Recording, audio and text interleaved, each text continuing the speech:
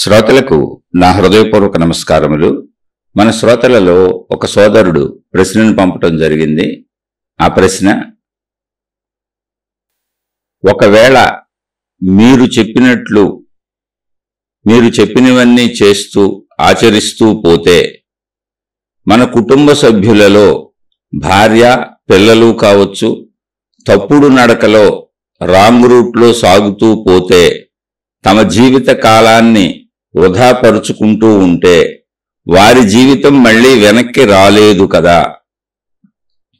ఇది సరి అయిన మార్గమని సూచించే ధర్మక్రమములో ఘర్షణలు వస్తే ఏమి చెయ్యాలి, మనం ఎలా నడుచుకోవాలి?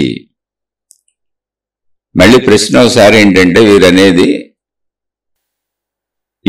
ఈ ప్రశ్న అసలు వీరు దేనికి వేశారు అనేది మనం తెలుసుకోవాలి ఒకసారి. ఈ ప్రశ్న 1396వ శీర్షికను విని వీరు ఆ శీర్షిక ఏంటంటే, కుటుంబ సభ్యుల మధ్య సాధన మోక్షము సాధ్యమేనా, అది శీర్షిక. అంటే కుటుంబంలో ఉంటూ కుటుంబ సభ్యుల మధ్య జీవిస్తూ మోక్షం పొందడం సాధ్యమేనా అనేటువంటి 1396వ శీర్షికను విని వారు ఈ ప్రశ్నను వేయటం జరిగింది. అంటే ఈ ప్రశ్నలో వారి ఉద్దేశం ఏంటంటే, నేను సహజంగా ఏం చెప్పినా కూడా, అంటే ఆధ్యాత్మిక ఆత్మజ్ఞాన చదువుని మనం మాట్లాడుకుంటున్న విషయాలలో నేను చెప్పినవి నేను చెప్పినవి కాదు, నేను ఎంతోమంది మహాత్ముల దగ్గర నుంచి తెలుసుకున్నవి. నేను చెప్పినవి అని వాడుక భాషలో నేను అనే దాంతో పదం వస్తే నాకు అది అహంకారపూరితమైనది కాదు. వాడుక భాషలో చెబుతున్నాను. నేను తెలుసుకున్నవన్నీ కూడా ఎందరో మహాత్ములు చెప్పినవి. నాకు అర్థమైనవి మీకు వివరిస్తున్నాను, విశ్లేషిస్తున్నాను, అంతే, మీతో పంచుకుంటున్నాను. సహజంగా కుటుంబ విధానములో అందరూ సాగండి అని చెబుతాను.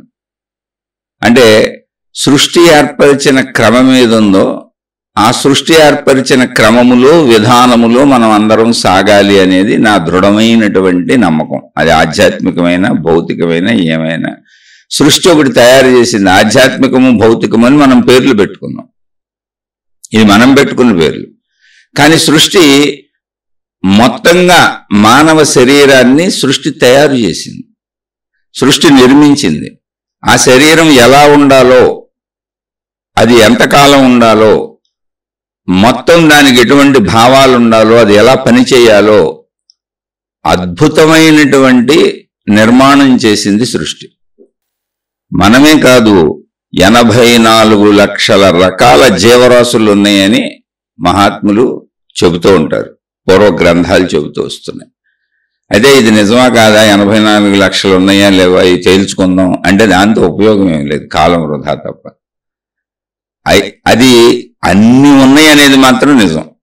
84 లక్షలు లెక్క తేల్చగలమా లేదా అనేది అనవసర విషయం. కానీ 84 లక్షలేంటి 84 కోట్లు ఉన్నాయన్నా నమ్మొచ్చు, ఎందుకంటే అన్ని కనపడుతున్నాయి ఇక్కడ, మనకు తెలిసే అన్ని కనపడుతున్నాయి చుట్టూ. కాబట్టి ఇదంతా ఈ 84 లక్షల రకాలు సృష్టి యొక్క ప్రజ్ఞతో వచ్చినవి. అవి సృష్టిలో ఉండాలని సృష్టి నిర్ణయించుకుంది. అంటే సృష్టికి కారణమైనటువంటి అనంత ఆత్మశక్తి యొక్క లక్షణములవి, గుణములవి, స్వభావములవి, ప్రవృత్తులవి, వృత్తులవి. అది తనను తాను అలా వ్యక్తీకరించుకుంటుంది, అన్ని రకాలుగా వ్యక్తీకరించుకోగలదు. అది దాని సామర్థ్యము, అది దాని జ్ఞానశక్తి, ఇచ్ఛాశక్తి, క్రియాశక్తి, శక్తిలో ఉన్న శక్తి. అది ముందు విషయం తెలుసుకోవాలి. శక్తి, అనంత ఆత్మశక్తి ఎంత గొప్పది, దాని విస్తృతి ఎంత, దాని ప్రజ్ఞ ఎంత, దాని తెలివి ఎంత, దాని సామర్థ్యం ఎంత అంటే మన చుట్టూ కనపడుతున్నటువంటి విశాల విశ్వములో ఉన్న ప్రకృతి, గ్రహాలు, గోళాలు, నక్షత్రాలు, భూమి మీద ఉన్నటువంటి, భూమి అనేది ఒక చిన్న గ్రహం, అందులో మనం ఉన్నాం. ఈ భూగ్రహమే మనకు అంతు లేకుండా అనంతంగా కనబడుతుంది. ఇలాంటి భూగ్రహం లాంటివి లక్షల కోట్లు ఉన్నాయి. అంటే లెక్కించటానికి వీలు లేనన్ని, మనిషి తెలుసుకోలేనన్ని ఉన్నాయి. అందుకే విశ్వాన్ని అనంతము అని వదిలేశారు మహాత్ములు. ప్రయత్నించారు, తెలుసుకున్నారు. ఎంత తెలుసుకున్నా తెలుసుకునేది ఇంకా ఉంటానే ఉంటుంది. ఆ శక్తిలో లయించిపోవటం తప్ప తెలుసుకోవటము అనే ప్రాసెస్లో సృష్టిని పూర్తి చేయటం కుదరదు అని నిర్ణయించుకున్నారు. అంటే ఎలా కుదరదు, ఎందుకు కుదరదు? సృష్టిని పూర్తి చేయడం కుదరదా అంటే, సృష్టి ఒక చోట తయారైపోయి ఆగిపోయి ఉంటే కుదురుతుంది. అంటే మీకు ఉదాహరణకి చెబుతున్నా, ఇప్పుడు ఒక చెట్టు మహావృక్షం అయిపోయింది, పెద్ద చెట్టు, దానికి లక్షల ఆకులు ఉన్నాయి, లక్షలు కాదు కోట్ల ఆకులు ఉన్నాయి. ఇప్పుడు మనం ఒక్కొక్క ఆకు లెక్కిద్దామని మొదలు పెట్టుకుంటూ వెళ్ళాం, మనం లెక్కించుకుంటూ వెళ్తున్నాం. ఇలా లెక్కించడానికి, కోట్ల ఆకులు లెక్కించడానికి 1 గంట 1 రోజులో అయిపోదు. అలా లెక్కిస్తూ ఉన్నాం. మనం లెక్కిస్తుంటే మళ్ళీ చిగురులోంచి కొత్త ఆకులు వస్తున్నాయి, మనం లెక్కించిన వాటిలోంచి పాత ఆకులు రాలిపోతున్నాయి. మళ్ళీ ఇక్కడ గమనించండి, కొన్ని ఆకులు ఎండిపోయి రాలిపోతున్నాయి, మళ్ళీ కొన్ని ఆకులు చిగుర్చుకొని వస్తున్నాయి. నీ లెక్క పూర్తవుద్దా ఇప్పుడు కన్నా? ఎప్పటికైనా ఈ చెట్టుకి ఇన్ని ఆకులు ఉన్నాయని నువ్వు చెప్పగలుగుతావా? ఎందుకంటే కొత్తవి వస్తానే ఉంటాయి, పాతవి వెళ్తానే ఉంటాయి. సేమ్ సృష్టిని అనంతము అని ఎందుకన్నారు అంటే, సృష్టి తనను తాను వ్యక్తీకరించుకుంటుంది. ఆ వ్యక్తీకరించుకున్నది ఇప్పుడు మనకు కనపడుతుంది, అది మళ్ళీ విరమించుకుంటుంది. అంటే వ్యక్తీకరణను తనలో కలిపేసుకుంటుంది. అప్పుడు అది మనకు ఉండదు, అక్కడ కనపడదు. మళ్ళీ కొత్తది వ్యక్తీకరించబడుతూ ఉంటుంది. ఎలా చెట్టులో ఆకు వచ్చినట్టు, ఆకు రాలిపోయినట్టు. అయితే ఆకు కాబట్టి రాలిపోయి విడిగా కనపడింది, ఇక్కడ వ్యక్తీకరణ కనపడుతుంది. వ్యక్తీకరణ అంతమైపోయి శక్తిలో కలిసిపోయినప్పుడు ఇక కనపడటం అనేది ఉండదు. దాన్ని మనం మరణంగా తీసుకున్నాం. అంటే మానవుడిగా మన వరకు, అంటే భౌతిక విషయంలో మనకు శక్తి గురించి తెలియదు కనుక. అందుకని ముందు సృష్టి ఏంటి అనేది తెలుసుకోండి. అసలు శక్తి ఏంటి అంటే, సృష్టి ఏంటి అంటే, శక్తి యొక్క వ్యక్తీకరణ సృష్టి. ఎంత దాని సమర్థత అంటే, కనపడుతున్న మొత్తం దాని సమర్థత. ఆ సమర్థతలకు అన్నీ ఉన్నాయి, తెలివి ఉంది, ప్రజ్ఞ ఉంది, అన్ని రకాల శక్తులు ఆ శక్తిలో ఉన్నాయి. అది సృష్టిగా వ్యక్తీకరించుకునే విధానాలలో మానవ జాతి ఒకటి. తనను తాను వ్యక్తీకరించుకునే విధానాలలో మానవ జాతి ఒకటి, వృక్ష జాతి ఒకటి, జంతు జాతి ఒకటి, గ్రహాలు, గోళాలు, నక్షత్రాలు, ఇలా అనేకంగా ఉంది. అందులో మనం మానవ జాతి ఒకటి. మనకు మానవ జాతి గురించి మాత్రమే తెలుస్తుంది, ఇంకోటి తెలియదు. కాబట్టి మనం మన పరిధిలో మాట్లాడుకుంటాం. ఆ పరిధి కూడా మనకు సృష్టి చేత ఇవ్వబడింది. ఇప్పుడు సృష్టి శక్తి తనను తాను అనేకంగా వ్యక్తీకరించుకున్నప్పుడు, వ్యక్తీకరించుకున్న దాంట్లో నేను అనే భావన ఆ వ్యక్తీకరణకు ఉంటుంది. దేనికి దానికి విడిగా నేను నేను నేను అని ఉంటుంది. దానికి శక్తి అన్న భావన లేదు, ఎందుకంటే వ్యక్తీకరణ జరిగిపోయింది. అదేంటండి, వ్యక్తీకరణ జరిగిపోతే శక్తే కదా వ్యక్తీకరించుకొని మనిషి అయింది, చెట్టు అయింది, పుట్ట అయింది, గొట్ట అయింది. అప్పుడు లోపల ఉంది శక్తే కదా, శక్తే కదా రూపం ధరించింది. అప్పుడు శక్తికి నేను శక్తి నేను కూడా తెలియాలి కదా అనే సందేహం రావచ్చు. అంటే ఇక్కడ శక్తికి శక్తి అని ఎప్పుడూ తెలుసు.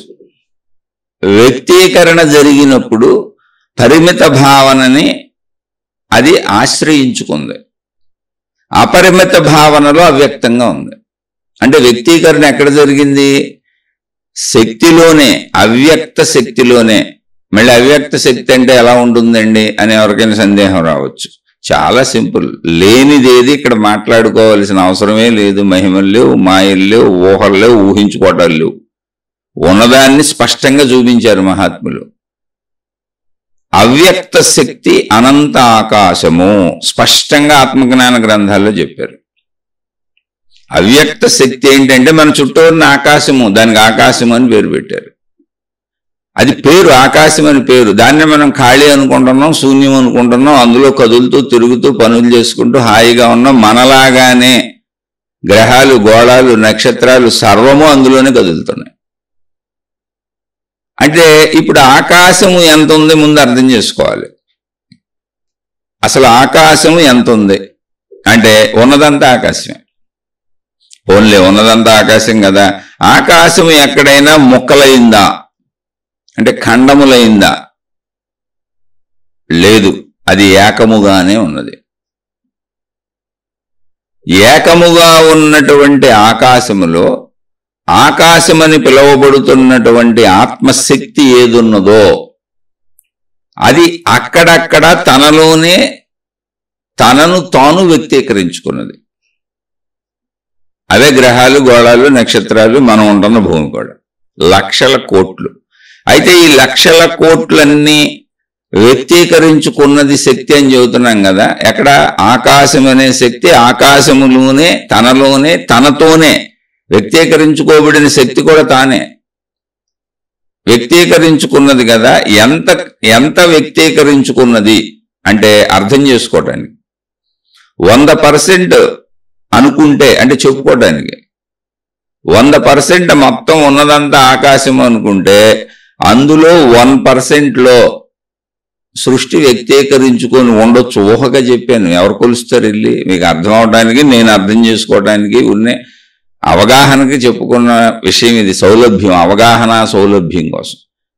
మిగిలిన 99% శక్తి అలా ప్యూర్గా, కాముగా, అనంతంగా, సర్వవ్యాపకంగా అలాగే ఉంది. 100% అలాగే ఉంది. కానీ అందులో 1% వ్యక్తీకరించుకోబడింది. ఎక్కడ? తనలోనే. అంటే 100 కాముగానే ఉంది. కాముగా ఉన్న 100లో 1% వ్యక్తీకరించుకుంది అంతే. అలాని వ్యక్తీకరించుకున్న 1% 100లోంచి విడిగా విడిపోలా. విడిపోవడానికి అసలు ప్లేస్ లేదు. ముందు దాన్ని ఊహించాలి మీరు. అంటే ఇది మీకు అర్థం అవ్వాలంటే మీరు న్యూస్ పేపర్లు చూస్తూ ఉంటారు. న్యూస్ పేపర్ చదివే అలవాటు చాలా మందికి ఉంటుంది. న్యూస్ పేపర్లో అనేక రకాల బొమ్మలు, అక్షరాలు, విషయాలు అనేకం ప్రింట్ అయి ఉంటాయి. దాని పేపరే న్యూస్ పేపరు, దాని పేరు. ప్రపంచంలోని చెత్తనంతా తెచ్చి మనకు అందిస్తుంది, ఎక్కడెక్కడ ఏం జరిగింది అని. అంటే విషయాసక్తి ఉన్నవాళ్ళు బ్రహ్మాండంగా చదువుకోవచ్చు, బాగుంటుంది. ప్రపంచం మొత్తం తెలుస్తుంది. చెత్త అనకూడదు, తప్పు. నేను తప్పు పదం వాడాను, క్షమించండి. అది ఇప్పుడు న్యూస్ పేపరు మొత్తం వ్యాపించి ఉంది. అందులో న్యూస్ ఎక్కడున్నాయి? పేపరులో ఉన్నాయి. పేపర్కు భిన్నంగా న్యూస్ ఉన్నాయి. అక్షరాలు ఉన్నాయా? బొమ్మలు ఉన్నాయి, అక్షరాలు ఉన్నాయి, రకరకాల విషయాలు ఉన్నాయి. ఒక్కొక్క విషయం ఒక్కో భావాన్ని కలగజేస్తుంది. యాక్సిడెంట్లు ఉంటాయి, ఒక భావం కలగజేస్తుంది. ఎవరో పెళ్లిళ్ళు యాడ్లు ఇచ్చుకుంటారు, ఒక భావంగా కలగజేస్తుంది. ఏ బంగారపు షాపులు యాడ్లు ఇచ్చుకుంటారు, వజ్రాలు యాడ్లు ఇచ్చుకుంటారు, జాతకాలు యాడ్లు ఇచ్చుకుంటారు. అనేక రకాలు ఉంటాయి. పరిపాలనా యంత్రాంగానికి సంబంధించినవి ఉంటాయి, ప్రజలకు మేలు చేసి ఉంటాయి, ప్రజలకు హాని జరిగినవి ఉంటాయి. అన్నీ ఉన్నాయి. ఓకే, బాగానే ఉంది. ఇవన్నీ ఎక్కడున్నాయి? తెల్లటి పేపర్ మీద ప్రింట్ అయినాయి. అంటే మొత్తం ఇన్ని రకాల వెరైటీలు న్యూస్ ఎక్కడున్నాయి? మంచి చెడులు, సంభ్రమాశ్చర్యాలకు గురి చేసే వార్తలన్నీ ఎక్కడున్నాయి? ఎటువంటి భావము లేనటువంటి తెల్ల పేపర్ మీద ఉన్నాయి. దాని మీద ప్రింట్ చేయబడినటువంటి విషయాలు భావాలు కలిగిస్తున్నాయి. ఆ బొమ్మలు కానీ, ఆ అక్షరాలు కానీ, అందులో ఉన్న భావం. కానీ పేపర్కి ఏ భావం లేదు. పేపర్ చదివినోడికి ఆ భావం వస్తుంది. అలాగే మీకు అర్థం అవడానికి చెప్పాను. పేపర్ వలె అనంత ఆత్మశక్తి సర్వవ్యాపకంగా ఉంది. ఎలా? ఆకాశము వలె అది ఏకంగానే ఉంది. దానిలో తనను తాను వ్యక్తీకరించుకుంది. పేపర్లో మొత్తం మనకు విషయాలు కావాలి కాబట్టి, అది అమ్ముకునే పేపర్ కాబట్టి, బిజినెస్ కాబట్టి మొత్తం నింపేస్తారు ఖాళీ లేకుండా పేపర్ని, న్యూస్ పేపర్ని. ఇక్కడ అలా కాదు. అనంత ఆత్మశక్తి మొత్తం కామ్గానే ఉంది, ప్రశాంతంగానే ఉంది, హాయిగా ఉంది. ఆకాశము వలె. మీరు ఆకాశాన్ని చూస్తే మీకు అన్నీ అర్థమైపోతాయి. స్వచ్ఛంగా ఉంది, నిర్మలంగా ఉంది. అందుకే మనం తిరిగేస్తున్నాం. అసలు అది స్వచ్ఛంగా నిర్మలంగా ఉంది కాబట్టి ఏ అడ్డు లేకుండా, ఏమీ లేకుండా, ఏ బాధ లేకుండా హాయిగా ఖాళీలో తిరిగేస్తున్నాం. అది ఖాళీ, శూన్యం, ఏమీ లేదు అని ఫిక్స్ అయిపోయి ఉన్నది నేనే, ఉన్నది నేనే, ఉన్నది నేనే అనుకొని శరీర భావంలో ఇరుక్కుపోయాం. కనపడుతున్న మనలాంటివన్నీ ఉన్నవి అని అనుకుంటున్నాం. ఓకే, తప్పేం లేదు. శరీర భావంలో అలా భావం కలిగేలా సృష్టి శక్తి తనంతోను వ్యక్తీకరించుకుంది. అనంత సర్వవ్యాపకత తనను తాను పరిమితిగా వ్యక్తీకరించుకుంది, అనేక పరిమితులుగా వ్యక్తీకరించుకుంది. ఇదంతా ఎంత అంటే న్యూస్ పేపర్ మొత్తం నింపేసినట్టు కాదు, 1% మాత్రమే. అంటే మొత్తం న్యూస్ పేపర్లో ఒక మూల చిన్న ఎక్కడ మొత్తం వైట్ పేపర్ అలా వదిలేసి న్యూస్ పేపర్ 2 ఫోల్డింగ్లు తీసి అలా చాపండి, దాన్ని విడిగా ఊహించండి అలా తెరిచినట్టుగా. అందులో ఒక చిన్న భాగంలో ఒక చిన్న మూల 1%లో ఒక చిన్న యాడ్ ఉంది. మొత్తం అంతా వైటే. అది మధ్యలో పెట్టుకుంటారా, యాడ్ చివర పెట్టుకుంటారా, మీ ఇష్టం. ఊహకు అర్థం అవడానికి చెప్పాను. అలా సర్వవ్యాపక అనంత ఆకాశము అని పిలువబడే ఆత్మశక్తిలో సృష్టి తనను తాను 1% వ్యక్తీకరించుకుంది. ఆ వ్యక్తీకరించుకున్నది తనను తాను పరిమితిగా అనేకంగా విభిన్నంగా వ్యక్తీకరించుకుంటుంది. అంటే ఏంటి? మొత్తం కలిపి ముద్దగా ఒక చోట వ్యక్తీకరించుకోవట్లా, ఇక్కడ ఒక చోట, అక్కడ ఒక చోట, అక్కడ ఒక చోట, అక్కడ ఒక చోట అలా వ్యక్తీకరించుకుంటుంది. అంటే తాను సర్వవ్యాపక అనంత ఆకాశం కదా, దూర దూరంగా ఎక్కడెక్కడో తనకి ఇష్టమైన చోట వ్యక్తీకరించుకుంటుంది. ఎందుకని తన శక్తిగా మొత్తం అది. అందువలన మనకి మధ్యలో అనంత ఆకాశ తత్వం ఉంటుంది. జీవులు వేరువేరుగా, వృక్షాలు వేరువేరుగా కనబడుతున్నాయి, మధ్యలో ఖాళీ కనబడుతుంది. అందుకని మనకి అన్ని వేరువేరుగా విడివిడిగా అనిపిస్తున్నాయి. వేరు భావన మనకు అందుకు కలుగుతుంది. ఎందుకని? మనం ఆకాశ శక్తి యొక్క వ్యక్తీకరణ రూపాలనే విషయం మనకు అసలు తెలియదుగా ముందా. అందుకని చక్కగా ముందు శక్తిని భావన చేసుకోండి. భావన చేసుకోకపోతే మీకు అర్థమయ్యే అవకాశమే లేదు. అలానే భావన చేసుకోవడానికి అబద్ధమేం లేదు. ఇది ఆత్మజ్ఞాన గ్రంథాలు చెబుతున్న అద్భుతమైన విషయం. సహజ సరళమైనటువంటి భాషలో, వాడుక భాషలో చెబుతున్న ఆ పదాలేమి ఉపయోగించట్లా, గ్రంథ భాషా పదాలు ఉపయోగించట్లా. జస్ట్ ఊరికనే మీకు అర్థం అవడానికి, అర్థమైతే చాలుగా మనకి. ఎందుకు అది అంతే. ఇంకా ఇప్పుడు ఏ తిరుపతితో వెళ్ళి మొక్కుకొని వెంకటేశ్వర స్వామికి వెంట్రుకలు ఇచ్చేద్దాం అని చెప్పి తల గుండు కొట్టిచ్చేసాం. మంగళాయన ఏం చేశాడు? ఎండు గుండు కొడతానండి, తల ఉంచండి అన్నాడు. చక్కగా తడిపాడు, కత్తితో సర్వం లాగేస్తున్నాడు. ఏమంటే మనం ఆపాపు, ఇలా వద్దు, నాకు ఇలా గుండు కొట్టొద్దు, నాకు ఒక్కొక్క ఇంటిగా తీ లెక్క, మొత్తం నేను వెంకటేశ్వర స్వామికి ఎన్ని ఇచ్చానో నాకు లెక్క తెలియాలి. అప్పుడు నేను చెబుతా, స్వామి నా తలనీలాలు నీకు 10 కోట్లు సమర్పించాను, లేకపోతే 2 కోట్లు సమర్పించాను, 1 కోటి సమర్పించాను, 1,00,000 సమర్పించాను. కాబట్టి నువ్వు ఒక్కొక్క తలనీలమునకు ఒక్కొక్క రూపాయి చొప్పున ఇచ్చినా నాకు కోట్లు వస్తాయి. లేదు ఇంక నీ అనుగ్రహం దండిగా ఉంది అంటే నువ్వు 10 రూపాయల చొప్పునో 100 రూపాయల చొప్పునో నీ ఇష్టం ఎలా లెక్కేసుకొని నువ్వు నీ ప్రాతిపదికలో నువ్వు ఎలా ఇచ్చినా పర్వాలేదు అని ఒక్కొక్క ఇంటిగా తీసుకున్నావు అనుకోండి, అసలు పూర్తి అవుద్దా? మన తలనీలాలు ఇవ్వడం అనే ప్రక్రియ అవుద్దా? అసలు అతను చేయగలడా? మన వల్ల అవుద్దా?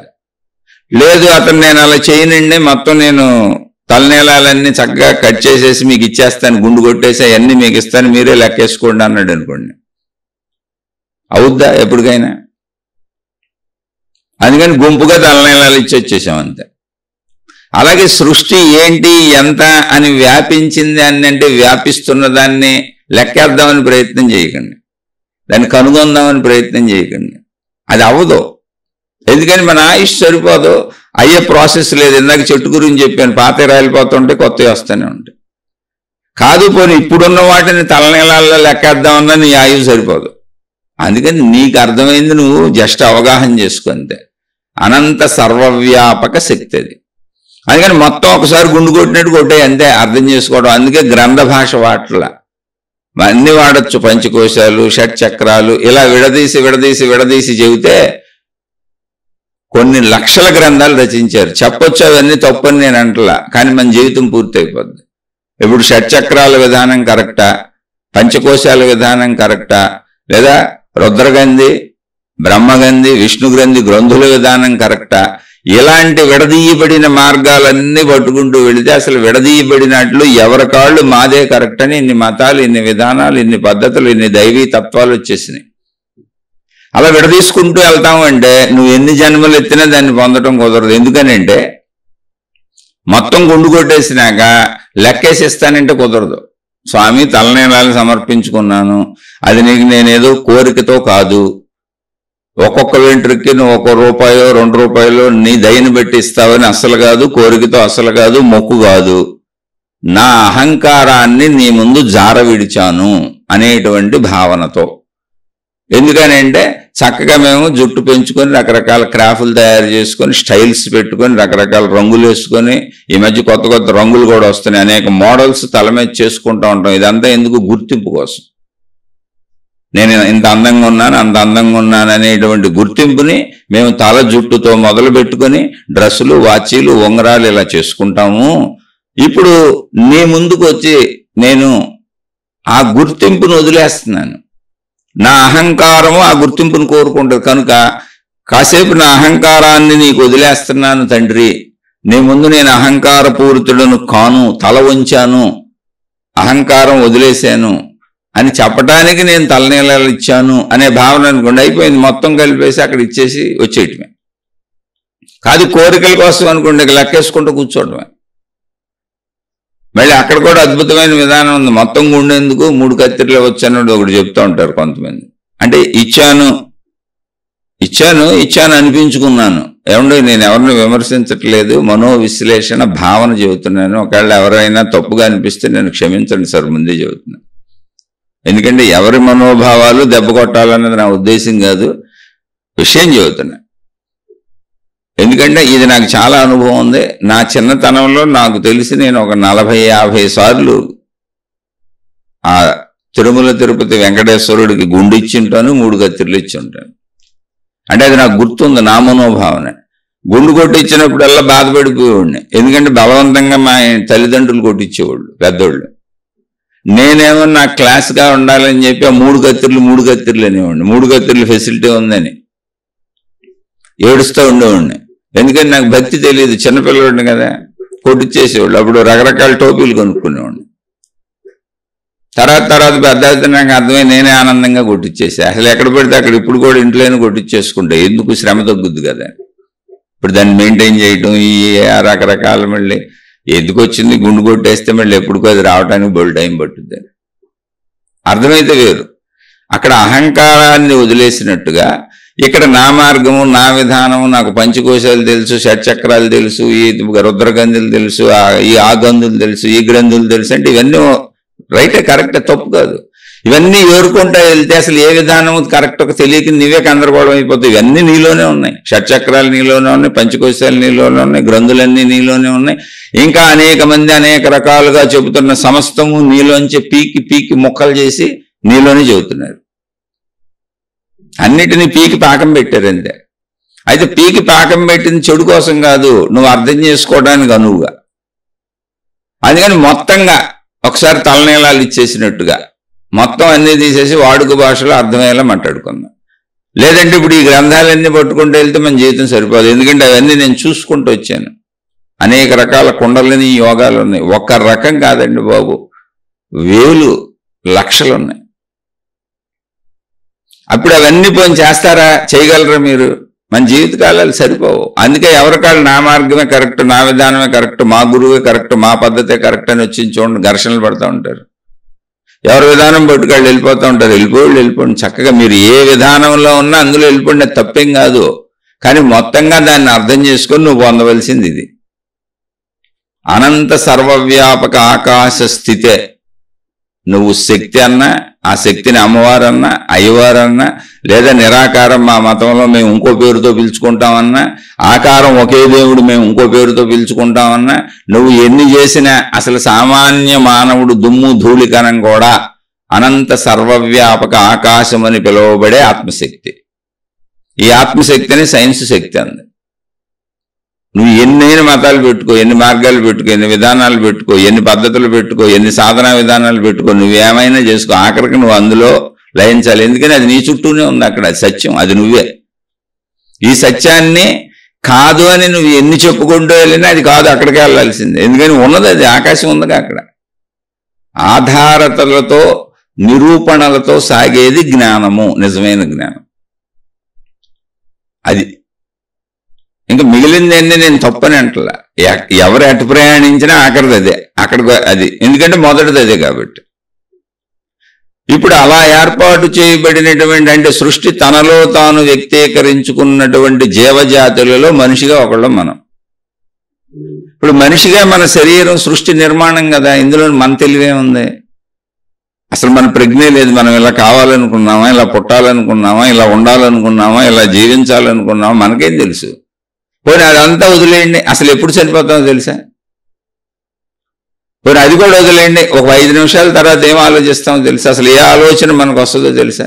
5 నిమిషాలు కాదు, 1 నిమిషం తర్వాత ఏ ఆలోచన మీకు రాబోతుందో తెలుసా? తెలీదు.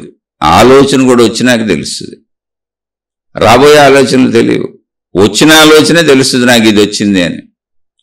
అంటే మనం ఇదంతా ఎందుకు చెబుతున్నానంటే మన మరణం తెలియదు, పుట్టుకు తెలియదు, ఎందుకు పుట్టామో తెలియదు, పుట్టాము, ఎందుకు మరణిస్తామో తెలియదు, మరణిస్తాము. ఈ మధ్యలో జీవితంలో ఇలా ఎందుకు సాగుతుంది, శరీర నిర్మాణం ఇలా ఎందుకు ఉంది, ఇలా ఎందుకు ఎదుగుతుంది తెలియదు, దీనికి ఆకలి ఎందుకు ఉంది తెలియదు, పెట్టబడింది. దీనికి పంచేంద్రియాలు ఎందుకు ఇవ్వబడినాయి తెలియదు, ఇవ్వబడినాయి. పంచేంద్రియాలకి వివిధ రకాల భావాలు ఉండేలా ఎలా ఇవ్వబడినాయి అంటే చూసేలా, వినేలా, వాసన చూసేలా, తినేలా, రుచి గ్రహించేలా, శబ్ద స్పర్శ రూపరస గంధముల వలె ఎందుకు ఇవ్వబడింది తెలియదు, ఇవ్వబడింది. ఇప్పుడు తెలియదు ఇవ్వబడిన దానికి మొత్తంగా ఉన్నదాన్ని కదా అప్పుడు గమనించుకోవాలి. మనం తెలియనప్పుడు ఏం చేయాలి, మొత్తం తెలుసుకోవాలి. సింపుల్. నా శరీరం తీరేంటి, ఎందుకని నా అని అనిపిస్తుందిగా, నాకు అనిపించకపోతే అది వేరే విషయం. అనిపించేదాన్ని కదా తెలుసుకోవాలి. అనిపిస్తుంది, నేను అనిపిస్తుంది, నా అనిపిస్తుంది, ఆ శరీర పనితీరు అది. ఆ పనితీరుకు మళ్ళీ సృష్టి ఏం చేసింది, స్త్రీ అని పురుషుడని విడివిడిగా సృష్టించింది. అది మనం ఏం కోరుకోవాలా, మనం ఎవరిని అడగల. ఏమండి నాకు స్త్రీ కావాలండి, నాకు పురుషుడు కావాలండి అని మనం ఎవరిని అడిగామా? నేను స్త్రీగా వద్దండి నేను పురుషుడిగా పుడతాను, లేదా నేను పురుషుడిగా వద్దండి స్త్రీగా పుడతాను, ఇది మనకు తెలుసా? కాదు, వచ్చేసాం అంతే. అది మళ్ళీ చెబుతున్న శక్తి తనను తాను వ్యక్తీకరించుకున్న విధానం. ఎందుకు వ్యక్తీకరించుకుంది అని అడగండి. ఎందుకు వ్యక్తీకరించుకుంది అన్నప్పుడు చెప్పాను, సృష్టిలో ఎన్నున్నాయో, మొత్తం విశ్వం అంతా ఎన్నున్నాయో అంత సమర్థత దానికి ఉంది. అది దాని సమర్థత, అది దాని ప్రజ్ఞ, అది దాని శక్తి. ఆ శక్తికి ఉన్న శక్తులు ఇవన్నీ. అందుకని ఎందుకని ప్రశ్నే లేదు. ఎందుకు అన్న మళ్ళీ ప్రశ్నిస్తే ఆత్మశక్తి అంతే. ఇలాగే ఎందుకు కాదు, అవన్నీ దాని ప్రజ్ఞ, అదంతా దాని శక్తి, అదంతా దాని సమర్థత. ఆన్సర్ అయిపోయింది అక్కడ. గుండు కొట్టినట్టు ఉండాలి అంతే. ఇంకా ఏకలు పీక్కున్నట్టు ఎంటుకు లెక్కేసుకున్నట్టు ఉంటే నువ్వు ఎప్పటికీ దాన్ని పొందలేవు. జ్ఞానం అంటే అది సింపుల్గా ఏదైనా జరగనివ్వండి, అక్కడ మీకు ఎన్నైనా కనపడినివ్వండి, ఇది ఎలా ఎందుకు అనగానే నీకు ఆన్సర్ ఒకటే, అది దాని యొక్క శక్తి, శక్తి యొక్క శక్తి, శక్తి యొక్క ప్రజ్ఞ. ఎంత ప్రజ్ఞ కాకపోతే మన శరీరం చూడండి, నేను అని మనం భావించుకుంటున్న మన శరీరం దాని పద్ధతిలో అది పని చేసుకుపోతుంది. ఆకలి వేస్తుంది, ఆకలి అయిపోతే అన్నం ఎలా తింటారు మీరు, ఆహారం ఎలా తింటారు? పోనీ మళ్ళీ అలా సృష్టించి ఊరుకుందా? మళ్ళీ ఈ శరీరానికి ఎన్ని పెట్టిందో, ఈ శరీరం భూమి మీదకి రాకముందే ఈ శరీరానికి అవసరమైన అన్ని మళ్ళీ భూమి మీద పెట్టింది, ప్రకృతిలో ఉంచింది. అలా 84 లక్షల రకాలుగా ఉంది. అంటే 84 లక్షలని పెద్దోళ్ళు అన్నారు కాబట్టి ఆ పదం వాడుతున్నాను. సృష్టిలో ఎన్ని ఉన్నాయో అన్నిటికీ అన్నీ ఉన్నాయి, మనవి మనకున్నాయి. మనమేమనుకుంటామంటే మనవి మాత్రమే చూసి మనకు తీసి మిగిలినన్ని పనికిరాని అనుకుంటాం. అవి మనకు కాదు, మిగిలినటికి పనికొస్తాయి. ఎవరికి ఏది కావాలో అవన్నీ పెట్టింది అక్కడ. అంటే ఇది ఎందుకు చెబుతున్నానంటే, అసలు నువ్వు నేను అనుకుంటున్నా, నువ్వు నీ నియంత్రణలో ఉన్నావా, సృష్టి నియంత్రణలో ఉన్నావా ముందు తెలుసుకో. మనది ఆటోమేటిక్ మిషన్. ఇందులో మనకున్న స్వేచ్ఛ ఏంటి అంటే, మన గుండె దాని అంతటా అది కొట్టుకుంటుంది, శరీర అవయవాలు దాని అంతటా అది పనిచేస్తాయి, శరీరం మనం ఆహారం తీసుకుంటుంటే దాని అంతటా అది ఎదిగిపోద్ది, తరిగిపోద్ది, మరణానికి వెళ్ళిపోద్ది. స్త్రీ పురుష ఆకర్షణ సహజంగా పెట్టబడింది, ఆకర్షణ పెట్టబడింది. అందుకని కోరిక కలుగుద్ది, కోరిక కలుగుద్ది కాబట్టి మనం ఒక విధానం వ్యవస్థ ఏర్పాటు చేసుకున్నాం. స్త్రీ పురుషులు విచ్చలవిడిగా చేసుకొని మొట్టమొదటిలో జంతువుల్లాగానే ఉన్నారు. మొట్టమొదట్లో ఎవరు వివాహాలు చేసుకోవాలా, జంతువుల్లాగానే ఉన్నారు. జంతువుల్లాగా ఉన్నప్పుడు అక్కడ పిల్లల పెంపకం ఇదంతా తర్వాత ఇబ్బంది వచ్చింది. మనిషికి కొంచెం మెదడు ఉంది కాబట్టి జంతువుల కంటే ఎక్కువ ప్రజ్ఞ మనిషికి ఇవ్వబడింది, అది సృష్టించింది. కాబట్టి ఇలా కాదు, వ్యవస్థ దెబ్బతింటుంది, మనమే దెబ్బతింటున్నాం.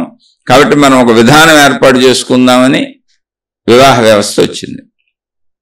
వివాహ వ్యవస్థ నుంచి కుటుంబ వ్యవస్థ వచ్చింది. అప్పుడు వివాహ ధర్మాలు, కుటుంబ ధర్మాలు, సామాజిక ధర్మాలు, ఇలా మానవుడంతా ఒక సమాజం నిర్మించుకున్నాడు. మానవ సమాజం జంతులోకం నుంచి విడిగా వచ్చాడు. ఈ ప్రజ్ఞ కూడా ఎక్కడిదే అంటే మళ్ళీ ఇవ్వబడింది. ఆ జంతువులకి ఎందుకు లేదంటే ఇవ్వబడలేదు. ఇప్పుడు మనలాగా జంతువులు నిర్మించుకోవట్లేదు ఇంకో లోకం సపరేట్గా వెళ్ళి. ఎందుకని అంటే వాటికి ఆ ప్రజ్ఞ ఇవ్వబడలేదు. వాటికి ఇవ్వబడిన ప్రజ్ఞంతో అలా వాటితో బతుకుతున్నాయి. మనకి ఇవ్వబడిన ప్రజ్ఞంతో దాన్ని ప్రయత్నిస్తున్నాం. ఇది కూడా ఇవ్వబడిందే, అన్నీ ఇవ్వబడినవి. ముందు అది గుర్తుపెట్టుకోండి. నేను తెలివిగలవాడిని, నేను తెలివి తక్కువ దాన్ని అనుకోవడానికి లేదు, ఇవ్వబడింది అంతే. ఎందుకని అడగబాకండి. ఒకళ్ళకి ఎక్కువ ఇవ్వబడింది, ఒకళ్ళకి తక్కువ ఇవ్వబడింది, అదేంటి ఇదేంటి అని అడగండి. అది శక్తి యొక్క నిర్ణయం. ఎక్కువ తక్కువ లేవు, వాడుకునే వాళ్ళకి పొదునెక్కింది. ఇప్పుడు ఒక కత్తిని రోజు వాడుతున్నాం అనుకోండి, చురుగ్గా పనిచేస్తుంది. ఒక మూల పెట్టామనుకోండి తుప్పట్టిపోతూ ఉంటుంది, అంతే, ఏం లేదు. ఇందులో మనకు కొన్ని స్వేచ్ఛలు ఉన్నాయి. ఏంటి స్వేచ్ఛ అంటే, తినే వాటిలో నీకు నచ్చినవి తిను, నీ ఇష్టం. చూసే బోల్డ్ ఉన్నాయి, నీకు నచ్చినవి చూసుకో. వినే బోల్డ్ ఉన్నాయి, నీకు నచ్చినవి విను. అనుభవించే పంచేంద్రియాలకు సంబంధించి నువ్వు అనుభవించేవి అనేకం ఉన్నాయి. అనుభవించేటప్పుడు నీకు స్వేచ్ఛ ఉంది. అనుభవించడానికి చేసే ప్రయత్నాల్లో నీకు స్వేచ్ఛ ఉంది. అనుభవించడానికి చేసే ప్రయత్నాల్లో స్వేచ్ఛ ఉంది, అనుభవించడానికి స్వేచ్ఛ ఉంది. అయితే ఈ స్వేచ్ఛ ఎంతవరకు అంటే, స్వేచ్ఛ ఉంది, దానికి తగ్గ కర్మఫలం మళ్ళీ తిరిగి వస్తుంది. ఒట్టి స్వేచ్ఛ కాదు, కర్మఫలంతో కూడిన స్వేచ్ఛ ఉంది. అంటే నువ్వు తప్పకుండా ప్రయత్నించాలి, ప్రయత్నించి అనుభవించాలి. తప్పకుండా ప్రయత్నించేలా అనుభవించేలా శరీర నిర్మాణం ఉంది. లేకపోతే నువ్వు జీవించడం కుదరదు అసలు. ఇక్కడ నేను ప్రయత్నించను అనుభవించను అంటే చచ్చిపోతాం, మనం ఉన్నాం. తప్పకుండా నువ్వు జీవించి ఉండడానికి ప్రయత్నించాల్సిందే, అనుభవించాల్సిందే. ప్రయత్నించి అనుభవించిన దానికి కర్మ ఫలితం ఉంది. ఇప్పుడు నీకు స్వేచ్ఛ ఏమో ప్రయత్నించే చోట ఉంది, అనుభవించే చోట ఉంది. స్వేచ్ఛ ఉన్న చోట కర్మఫలం ఉంది. అంటే నీకు స్వేచ్ఛ ఎందుకు ఇవ్వబడింది అంటే, కర్మఫలం ఎటువంటిది తయారు చేసుకుంటావు అనే స్వేచ్ఛ ఇవ్వబడింది. ఇదంతా శక్తి ఆట. ఇలా ఎందుకు ఆడుతుంది అంటే, అది తనలో తాను ఆడుకుంటున్నప్పుడు ఆటకి పెద్ద గొడవే ఉంది. నేను వేరు అనుకుంటున్నాం కాబట్టి మనకి ఇదంతా గొడవగా ఉంది.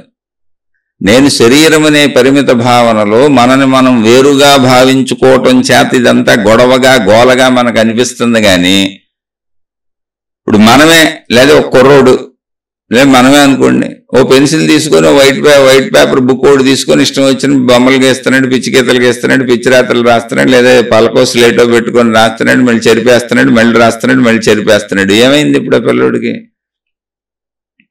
ఇప్పుడు సెల్ ఫోన్లో గేములు పెట్టుకొని ఆడుకుంటుంటారు. ఆ గేమ్ ఆడేటప్పుడు ఎంతో ఆసక్తిగా డిస్టర్బ్ చేసినా ఊరుకోరు. ఇప్పుడు అంతా సెల్ ఫోన్లు కదా, విపరీతమైన గేమ్లు వచ్చేసినాయి. ఏముంది ఆ గేమ్ ఆనందం కోసమే. అందులో ఓడిపోయానంటాడు, గెలిచానంటాడు, అబ్బా అంటాడు, అర్రే అంటాడు, ఇష్ అంటాడు, సాధించానంటాడు, అబ్బా దెబ్బ కొట్టేసాను పోయిందంటాడు.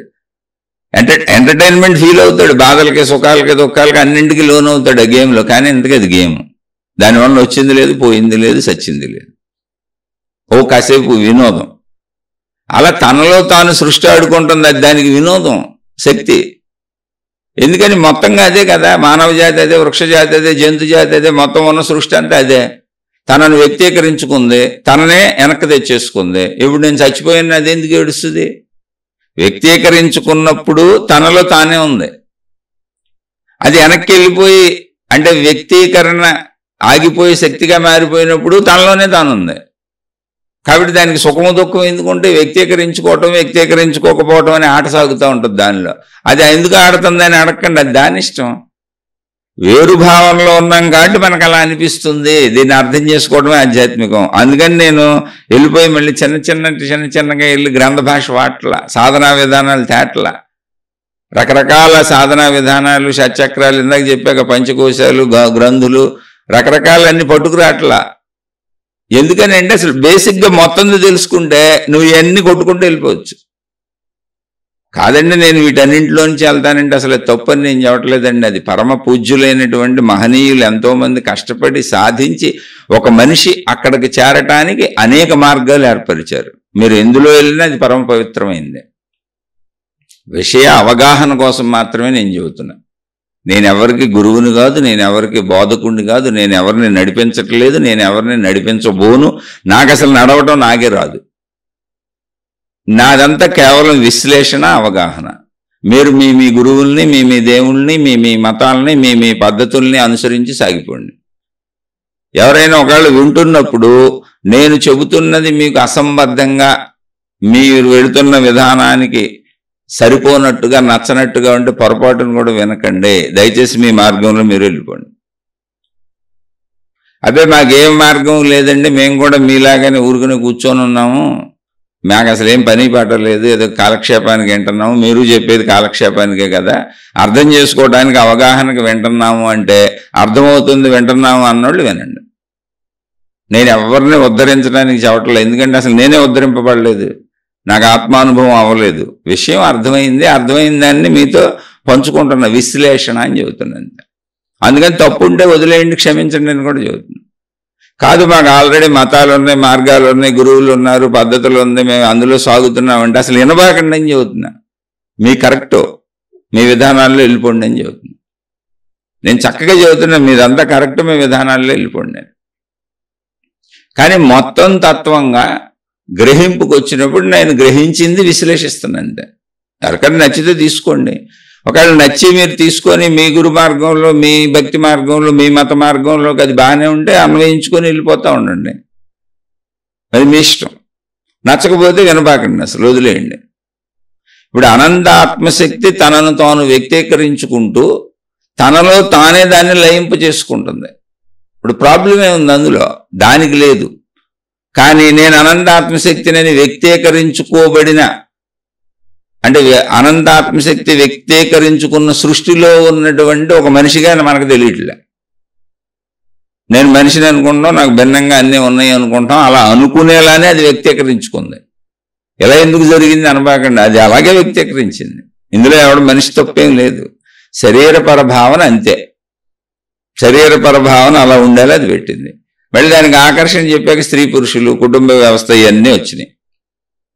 ఇప్పుడు ఇదంతా అసలు ఎందుకు చెప్పావయ్యా ఈ పురాణం నువ్వంటే, ఈ పురాణం అంతా వినకపోతే ఎలా అర్థమవుతుంది? నేననేది కుటుంబ వ్యవస్థలో అందరూ సాగండి అని ఎందుకు చెప్పానంటే, కుటుంబ వ్యవస్థ మనం తెచ్చుకుంది కాదు, ఈ శరీరం మనం తెచ్చుకుంది కాదు, సృష్టి చేసిన ఏర్పాటు. స్త్రీ పురుషుల్ని మనం సృష్టించలేదు, స్త్రీ పురుషుల మధ్య ఆకర్షణ మనం పట్టలేదు. బలంగా స్త్రీ పురుషులు ఇద్దరూ ఆకర్షించబడి ఆ శారీరక సుఖాన్ని కోరుకునేలా మనం తయారు చేయలేదు. వాళ్ళిద్దరూ శారీరకంగా కలిసి సుఖపడుతుంటే పిల్లల సంతానోత్పత్తి జరగాలని మనం ఏర్పాటు చేయలేదు. ఇదంతా ఆల్రెడీ ఉంది సృష్టిలో. అందుకని ఆ క్రమంలో సాగండి అన్న దానికే మనం ఏర్పరుచుకున్నాం. ఏంటి? కుటుంబ వ్యవస్థ, వివాహ వ్యవస్థ, తద్వారా కుటుంబ వ్యవస్థ. ఆ కుటుంబ వ్యవస్థకు వచ్చినప్పుడు ధర్మాలన్నీ పాటించుకుంటూ వెళ్ళాలి. ధర్మాలు మనం పెట్టుకున్నాయిగా. ధర్మాలు పాటించకపోతే ఏమవుతుంది అంటే, జంతువులకైతే ఏమవదు. జంతువులకైతే ఏమవదు. ఎందుకు జంతువులకి ఏం అవట్లేదు? చూడండి, అన్ని హ్యాపీగా ఉన్నాయి. ఎందుకని? అసలు అవి ఒక ధర్మ పద్ధతిని ఏర్పాటు చేసుకోవాలి. వాటికి ఆ విచక్షణ జ్ఞానం ఇవ్వబడాలి. మనకి విచక్షణ జ్ఞానం ఇవ్వబడింది. అంటే మన ధర్మాలను మనం నిర్మించుకునేటువంటి జ్ఞానం కూడా మనకి ఇవ్వబడింది. అందుకే మనం మానవ లోకం తయారు చేసుకున్నాం. మనం అందులో ధర్మము, మంచి పద్ధతి మనకు తెలుసు, తప్పు రైటు మనకు తెలిసేలా జ్ఞానం ఇవ్వబడింది. ఇవ్వబడినటువంటి జ్ఞాన పరిపక్వతతో మనం అన్ని నిర్మించుకొని తయారు చేసుకుంటున్నాం. అప్పుడు మనమే బాధ్యతలు పెట్టుకున్నాం, విధానాలు పెట్టుకున్నాం, పద్ధతులు పెట్టుకున్నాం. కాదు నేను అలా పెట్టుకొని జంతువులాగా ఉంటానండి అన్నాం అనుకోండి, జంతువులు మన పక్కనే ఉన్నాయిగా, ఏం పొందినాయో చూడొచ్చు. ఇప్పుడు మన సోదరుడు అడిగిన ప్రశ్న అదే. ఏంటంటే, నేను కుటుంబ జీవితంలో సాగుతూ వెళితేనే అన్నీ తెలుస్తాయి, అన్ని రకాల అనుభవాలు తెలుస్తాయి. ఒక మనిషి పంచేంద్రియాల ద్వారా ఎన్ని అనుభవిస్తాడు, ఎలా ఉంటాయి, వాటి తీరుతెన్నులు ఏంటి, అవన్నీ తెలిసినాక, అన్నీ అనుభవించినాక ఇది ఇంతేనా అనేటువంటి భావనతో ఎప్పుడు ఆ మనిషి వదిలేస్తాడు. అయితే ఎప్పుడు వదిలేస్తాడు? అలాంటి ప్రశ్నలు మీకు బోల్డ్ వస్తాయి మళ్ళీ. ఎందుకంటే ప్రతిదాని వెనక ప్రశ్నేగా పుట్టేది మనకి.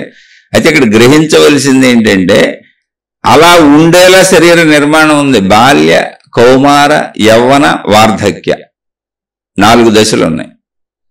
వార్ధక్యము అంటే ఏంటి? వృద్ధాప్యం పెరుగుతున్న కొద్దీ, వృద్ధాప్యం ఎంత పెరుగుతుందో అది పెరుగుతున్న కొద్దీ మీరు గమనించండి, మనం వదిలేసుకుంటూ కూర్చునేలా శరీరమే తయారైంది. నువ్వు పట్టుకున్నప్పుడు పట్టుకోలేవు, నువ్వు మనసుతో పట్టుకుంటావు అంతే. అమ్మో నా కొడుకు, నా కూతురు, నాకు అది ఇష్టం, నాకు ఇది ఇష్టం అని మనసుతో పట్టుకోగలవు తప్ప నువ్వు శరీరంతో పట్టుకోలేవు. ఎందుకని? శరీరం శిథిలమైపోతుంది, శక్తి సన్నగిల్లిపోతుంది, నువ్వేం చేయలేవు. ఇక్కడ తెలివిగల వాళ్ళైతే మన శరీర తీరును గ్రహించి ఆ శరీరంతో పాటుగా నువ్వు అన్నీ వదులుకుంటూ వచ్చేయాలి. అది ఇక్కడ గమనించవలసిన విషయం. బాల్యంలో ఎదుగుతూ వస్తావు, అన్ని తెలుసుకుంటా పెరుగుతావు, గ్రహణ శక్తి పెరుగుతూ ఉంటుంది, ఇంద్రియాలు పెరుగుతూ ఉంటాయి, శరీరం పెరుగుతూ ఉంటుంది, అన్ని కలిసి పెరుగుతూ ఉంటాయి, అన్ని తెలుసుకుంటూ వస్తావు. కౌమారం అనేది ఏమి లేదు, స్త్రీ పురుష ఆకర్షణ అక్కడ మొదలవుద్ది. అది కౌమారం, టీనేజ్. అక్కడి నుంచి ఆ స్త్రీ పురుష ఆకర్షణ పెరుగుతూ ఉంటుంది, అది కూడా పెరుగుతూ ఉంటుంది. అది సృష్టి చేసిన ఏర్పాటు, ఇది ఎవడో మనిషి స్వతంత్రంగా చేసుకుంది కాదు. అక్కడి నుంచి చదువు సంధ్యలో దేశకాల పరిస్థితుల్లో ఏమున్నావో అవన్నీ చేసుకుంటూ వృత్తి వ్యాపార ఉద్యోగాలకు అవసరమైనవి అన్ని తెలుసుకుంటూ నేర్చుకుంటూ ధన సంపాదనకు వచ్చి నీకు స్త్రీ పురుష ఆకర్షణ ప్లస్ పంచేంద్రియ విడి పంచేంద్రియాలు ఇంకా 4 ఉన్నాయిగా, ఆ ఇంద్రియ కోరికలన్నీ తీర్చుకోవడానికి అవసరమైన ధనాన్ని నువ్వు సంపాదించుకుంటావు. అప్పటి వరకు నీ తల్లిదండ్రుల ధనంతో బతుకుతూ ఉంటావు. బాల్యం అంతది. ఆ ధనాన్ని నువ్వు సంపాదించుకునే అర్హత నీకు రాగానే వివాహం చేసుకుంటావు, స్త్రీని తెచ్చుకుంటావు. ఎందుకని ఆకర్షణ ఎప్పుడో మొదలైంది కౌమారంలోనే, కానీ యవ్వనంలో వివాహం చేసుకుంటావు. యవ్వనం అంతా హాయిగా ఆనందంగా గడుపుతావు. నీకు పిల్లలు పుడతారు. పిల్లలు పుట్టగానే నువ్వు గృహస్థు అవుతావు. ఇంతకుముందు నీ తల్లిదండ్రులకి నువ్వు పిల్లవే. ఇప్పుడు నువ్వు సొంతంగా గృహస్థు అయ్యావు. నీకు పిల్లలు పుట్టారు. వాళ్ళని పెంచుకుంటూ యవ్వనాన్ని అనుభవిస్తూ భార్యాభర్తలు సుఖపడుతూ పిల్లల్ని పెంచుతూ ఆ పిల్లలను పెంచేటప్పుడు ఉండేటువంటి ఆ వాత్సల్యము మమకారము నా బిడ్డలు అనేటువంటి భావాన్ని ఆనందిస్తూ ఆస్వాదిస్తూ జీవితాన్ని గడుపుతావు. యవ్వనమంతా అలా గడుస్తుంది. సేమ్ నీ తల్లిదండ్రులు నిన్ను ఇలాగే పెంచారు. నీకు యవ్వనం వచ్చినాక వాళ్ళు వృద్ధులు అయిపోయారు. ఇలా నువ్వు వెళ్తూ మళ్ళీ నీ పిల్లలు పెరిగి పెద్దవాళ్ళు అయినాక నువ్వు వృద్ధురాలు అయిపోతావు. వృద్ధులు అవటం అంటే ఏంటి? మళ్ళీ శక్తిహీనతను పొందుతావు, ఇంకోళ్ళ మీద ఆధారపడే స్థితికి వస్తావు. అప్పుడు నీ పిల్లలు నిన్ను చూడాలి. ఇది మనం చేసుకున్న ఏర్పాటు. ఎందుకని? మానవ జాతిలో ఎవరికి ఎప్పుడు ఇబ్బంది కలగకూడదని తెలివి ప్రజ్ఞ ఉన్నటువంటి మనిషి చేసుకున్న ఏర్పాటు అది. బాల్యంలో నేను నా పిల్లల్ని చక్కగా పెంచుతాను. ఎందుకంటే నేను ఆనందించటం వలన నా సుఖంలో పుట్టారు వాళ్ళు పిల్లలు. వాళ్ళని పెంచుతాను. నా వృద్ధాప్యంలో వాళ్ళు నాకు తోడుగా నన్ను చూస్తారు. నా మరణం వరకు వాళ్ళు నన్ను సాగనంపుతారు చూసి. ఇది అందరికీ అవసరమే. అయితే చూస్తున్నారా చూడలేదా అంటే అది వేరే విషయం. వృద్ధాశ్రమాలు అనాథాశ్రమాలు బోర్డు ఉన్నాయి. వాటిలోకి వెళ్ళకండి. మొత్తంగా సబ్జెక్టు చూడండి. అందులో చిన్న చిన్న హోల్స్ ఎతకండి. అవన్నీ మనం తయారు చేసుకునే. మళ్ళీ అక్కడ కర్మ సిద్ధాంతం ఉంది. ఎవరు చేసినా నీకు ఇవ్వబడిన స్వేచ్ఛ ఏంటంటే నువ్వు చూస్తావా చూడవా, ఆ స్వేచ్ఛ నీకు ఇవ్వబడింది. చూడబోతే ఆ కర్మఫలం వస్తుంది, అనుభవించు. చూస్తావా చూడు, చూస్తే ఆ కర్మఫలం వస్తుంది, అది అనుభవించు. ఇక్కడ నీకు ఇవ్వబడిన స్వేచ్ఛ నీకు ఎక్కడెక్కడ ఉందో అక్కడక్కడ కర్మఫలం ఉంది. స్వేచ్ఛ నీకు ఎక్కడెక్కడ లేదో అక్కడ నీకు కర్మఫలం లేదు. మీరు పరిశీలించి చూసుకోండి కావాలంటే. స్వేచ్ఛ ఉన్న ప్రతి చోట కర్మఫలం ఉంది. అక్కడ స్వేచ్ఛ ఇవ్వబడింది. ఆ కర్మఫలాన్ని అనుభవిస్తాం అంతే. ఇప్పుడు సోదరుడు అడిగింది ఏంటంటే నేనేం చెబుతాను సహజంగా అంటే ఎప్పుడైనా కూడా సహజ సృష్టిని అనుసరించి పోదాం అంటున్నా. ఇప్పుడు నా శరీరమే నాకు తెలుసు కదండి, నాకు అనుభవాలు ఉన్నాయి కదా, నా శరీరంతో నేను అనుభవిస్తున్నాను కదా. నేను బాల్య కౌమార యవ్వన వార్ధక్య దశలన్నీ చూశాను కదా. ఇప్పుడు వార్ధక్యంలోకి వచ్చాను. 55 ఏళ్ళు నాకు భార్య పిల్లలు కుటుంబం తల్లిదండ్రులు మొత్తం ప్రపంచాన్ని చూసే వచ్చాను. నేను నా అనుభవాల్లోంచే కదా మాట్లాడతాను. అన్నప్పుడు మీకైనా ఇదే శరీరంగా ఉండేది. అసలు ఫస్ట్ పాయింట్ నాకు అర్థమైంది ఏంటంటే ఈ శరీరం నేను తెచ్చుకోవాలా, ఈ భావాలన్నీ నేను పెట్టుకోవాలా. నా ఇంద్రియాలకి ఈ భావాలు, శరీరానికి ఈ భావాలు, ఈ కోరికలు ఇలా కలిగేలా, ఈ ఆకలి ఎలా ఉండేలా నేను పెట్టుకోవాలి. ఎందుకు పెట్టుకుంటాను? నేనుంటే అసలు ఆకలి పెట్టుకుంటానా? నాకు ఆకలి పెట్టుకోకపోతే గొడవ లేదు, కోరికలు పెట్టుకోకపోతే అసలు సమస్య లేదు, మరణం పెట్టుకోకపోతే ఎప్పటికీ శాశ్వతంగా అలాగే ఉంటాను. మరణం పెట్టుకోకుండా, కోరికలు పెట్టుకోకుండా చక్కగా ఎప్పుడు ఆనందంగా అలా హాయిగా సాగిపోయి శాశ్వతంగా ఉండిపోయేలా తయారు చేసుకునేవాడిని నన్ను నేను, నా చేతిలోనే ఉండుంటే. అయితే తయారు చేసుకునేవాడిని అనేది ఒక పిచ్చి మాట. ఎందుకని? అనంత ఆత్మశక్తిగా నేను అలాగే ఉన్నాను. నేను అది తెలుసుకుంటే చాలు, మళ్ళీ తయారు చేసుకోవటం ఎందుకు? ఇది శరీర పరభావన. ఇది అనంత ఆత్మశక్తిగా నాకు ఆకలి లేదు, దప్పిక లేదు, కోరికలు లేవు, అసలు నాకు రూపమే లేదు, నేను సర్వము ఉన్నది నేనే, నేను ఎప్పటికీ నశించను, సచ్చిదానంద స్వరూపంగా సంపూర్ణత్వంలో ఉన్నాను, నాకు ఏ లోటు లేదు, నేను సచ్చిదానందాన్ని. అదే అనంత ఆత్మస్వరూపము, అదే అనంత ఆత్మజ్ఞానము. దానికోసమే మనం ఈ ప్రయత్నం, మన స్వస్వరూపానికి వెళ్ళిపోవడం. అందుకని మళ్ళీ ఇప్పుడు నాకు నేను చేసుకున్న అన్యాయం కూడా ఏం లేదు. నా శరీర భావన నుంచి నేను అనంతాత్మశక్తి భావనకి వెళ్ళిపోతే నేను కరెక్ట్గానే ఉన్నాను. కాదు, నేను శరీర భావనలో ఉన్నాను కాబట్టి శరీర సంబంధిత విషయాలు మాట్లాడుకుంటున్నాను. ఎందుకు మాట్లాడుకుంటున్నాం అంటే శరీర భావన నుంచి అనంత భావానికి వెళ్ళటానికి. అందుకని సృష్టి ఏర్పాటు చేసిన క్రమంలో వెళ్ళటం తప్ప దాన్ని తప్పించుకొని ఎలా వెళ్తావు నువ్వు? ఎలా కుదురుతుంది? కాదు తప్పించుకు వెళ్దాం, పోనీ ఒకవేళ ట్రై చేద్దాం, దాన్ని కూడా చూద్దాం. బాల్యంలోనే నేను సంసార జీవితంలోకి వెళ్లకుండా అనేక మతాలలో అనేక విధానాలు ఉన్నట్టుగా బాల్యంలో నేను సంసార జీవితానికి వెళ్లకుండా సన్యాస జీవితానికి వచ్చాను. అంటే సన్యాస జీవితం అంటే నేను ఆ సన్యాస జీవితంలోకి వెళ్ళిన ఏ మహాత్ముడిని కించపరచడం లేదు. వాళ్ళ పాదములపై నా శిరస్సు ఉంచి వాళ్ళ పాద ధూళిని నా నెత్తిపై జల్లుకొని పవిత్రమైనటువంటి భావనతో వాళ్ళ పట్ల ఉన్నాను. విషయం ఊరికిని విశదీకరిస్తున్నాను, సామాన్యులందరూ ఊహించుకొని పరుగులు ఎత్తేయకూడదని. ఎందుకంటే సృష్టిలో ఎప్పుడూ జరిగే విధానం ఇలాగే ఉంటుంది. ఎప్పుడూ సృష్టికి ఆధారం కుటుంబ వ్యవస్థ. అది ఎప్పటికే అంతం అవ్వదు, ఎవరెన్ని చెప్పినా అది అంతం అవ్వదు. కుటుంబ వ్యవస్థ సాగుతూనే ఉంటుంది, స్త్రీ పురుషులు ఉంటానే ఉంటారు, కలయికలు జరుగుతూనే ఉంటాయి. మొత్తం జంతువుల్లో అన్నింటిలో ఈ సృష్టి ఎప్పుడు ఇలాగే ఉంటుంది. సృష్టికి అంతం ఉండదు. ఎందుకని అంటే అది శక్తి కనుక. శక్తికి అంతం లేదు కనుక. మరి ఏం జరుగుతూ ఉంటుంది? మార్పులు జరుగుతూ ఉంటాయి. ఇప్పుడున్న రూపాలు మళ్ళీ అంతమైపోయి కొత్త రూపాలు వస్తూ ఉంటాయి. ఇప్పుడు పాత ఆకులు రాలిపోయి చెట్టు కొత్త ఆకులు వస్తూ ఉంటాయి. ఇప్పుడున్న రూపాలు అంతమైపోయి అంటే అంతమైపోయి ఎక్కడికి వెళ్తాయి? ఎక్కడికి వెళ్ళవు, శక్తిలోనే కలుస్తాయి. శక్తిలోనే కలుస్తాయి. అంటే శక్తి వ్యక్తీకరించుకుంటుంది, మళ్ళీ విత్డ్రా చేసుకుంటుంది, మళ్ళీ వ్యక్తీకరించుకుంటుంది, మళ్ళీ విత్డ్రా చేసుకుంటుంది. అంతే. అంటే మనకు కోపం వచ్చింది, అరిసాం, మళ్ళీ ఆగిపోయాం. ఏమైంది? అరిసిన కాసేపు కోపం ఆగిపోయి శాంతం వచ్చినాక మళ్ళీ మామూలుగా అయిపోయాం. ప్రేమ వచ్చింది, వ్యక్తపరిచాం, అది వ్యక్తపరిచిన కాసేపు మళ్ళీ ఆగిపోయింది, ఆగిపోయాం. అలా అంతే. అలాగే జరుగుతుంది సృష్టి. అది అర్థం అవడం కోసం చెప్పాను. అన్నప్పుడు ఇప్పుడు నేను కుటుంబ జీవితంలోకి వెళ్లకుండా బాల్యములో కౌమార దశ రాగానే నేను స్త్రీ పురుష ఆకర్షణలు ఇవేమి లేకుండా బాల్య దశలోనే నన్ను నా తల్లిదండ్రులు ఇంకోవైపు పంపేశారు. ఎందుకు ఇదంతా వేస్ట్, ఏముంది ఇందులో ఇరుక్కుపోవటం అని పంపేశారు. వెళ్ళిపోయాను నేను చక్కగా సన్యాసం ఏదో తీసుకున్నాను. ఇప్పుడు నాలో శారీరక మార్పులు జరుగుతున్నాయి. టీనేజ్ వచ్చింది, కౌమారం వచ్చింది, ఆ హార్మోన్లు రిలీజ్ అవుతున్నాయి. నాకు ప్రపంచంలో స్త్రీలు కనపడుతున్నారు, లేదా స్త్రీలు అలా వెళ్తే వాళ్ళకి పురుషులు కనపడుతున్నారు. ఇప్పుడు స్త్రీ పురుష ఆకర్షణ నాలో కలుగుతుందో వాళ్ళు కనపడుతున్నారు, కానీ నేను వేరే వైపు వెళ్ళి దాన్ని ఆపుకుంటున్నాను.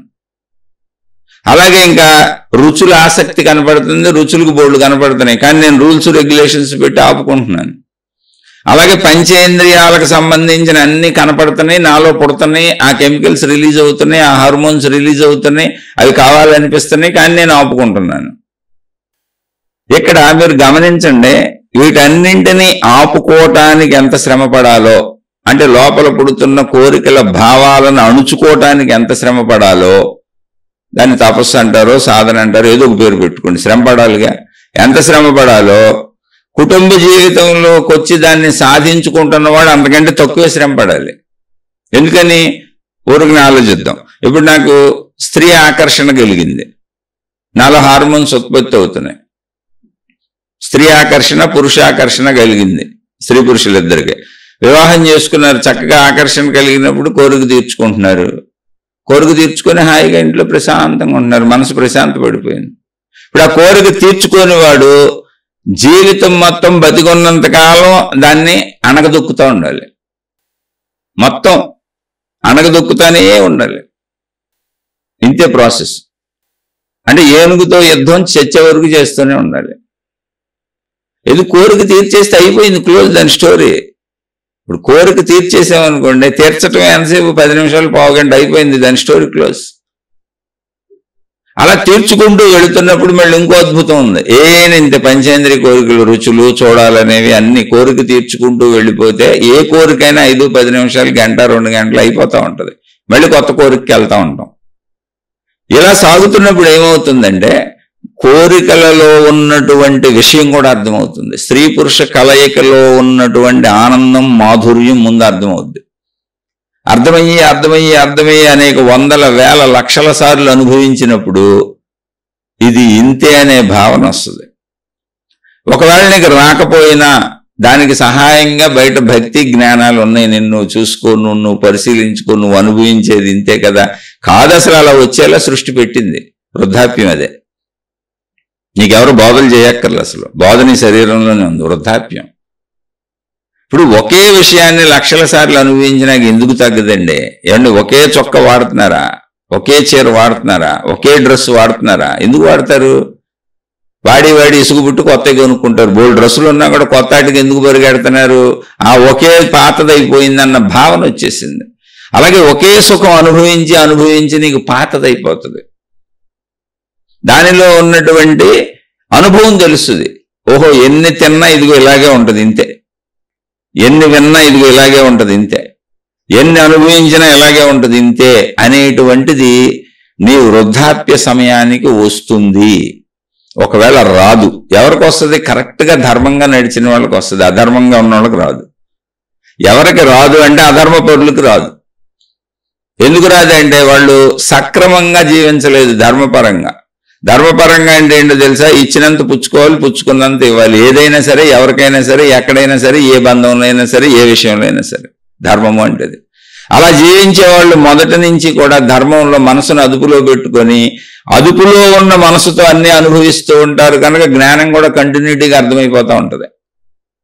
పైగా ఎవరి నుంచి వృద్ధాప్యానికి వచ్చే కాలం సామాన్య కాలం కాదండి.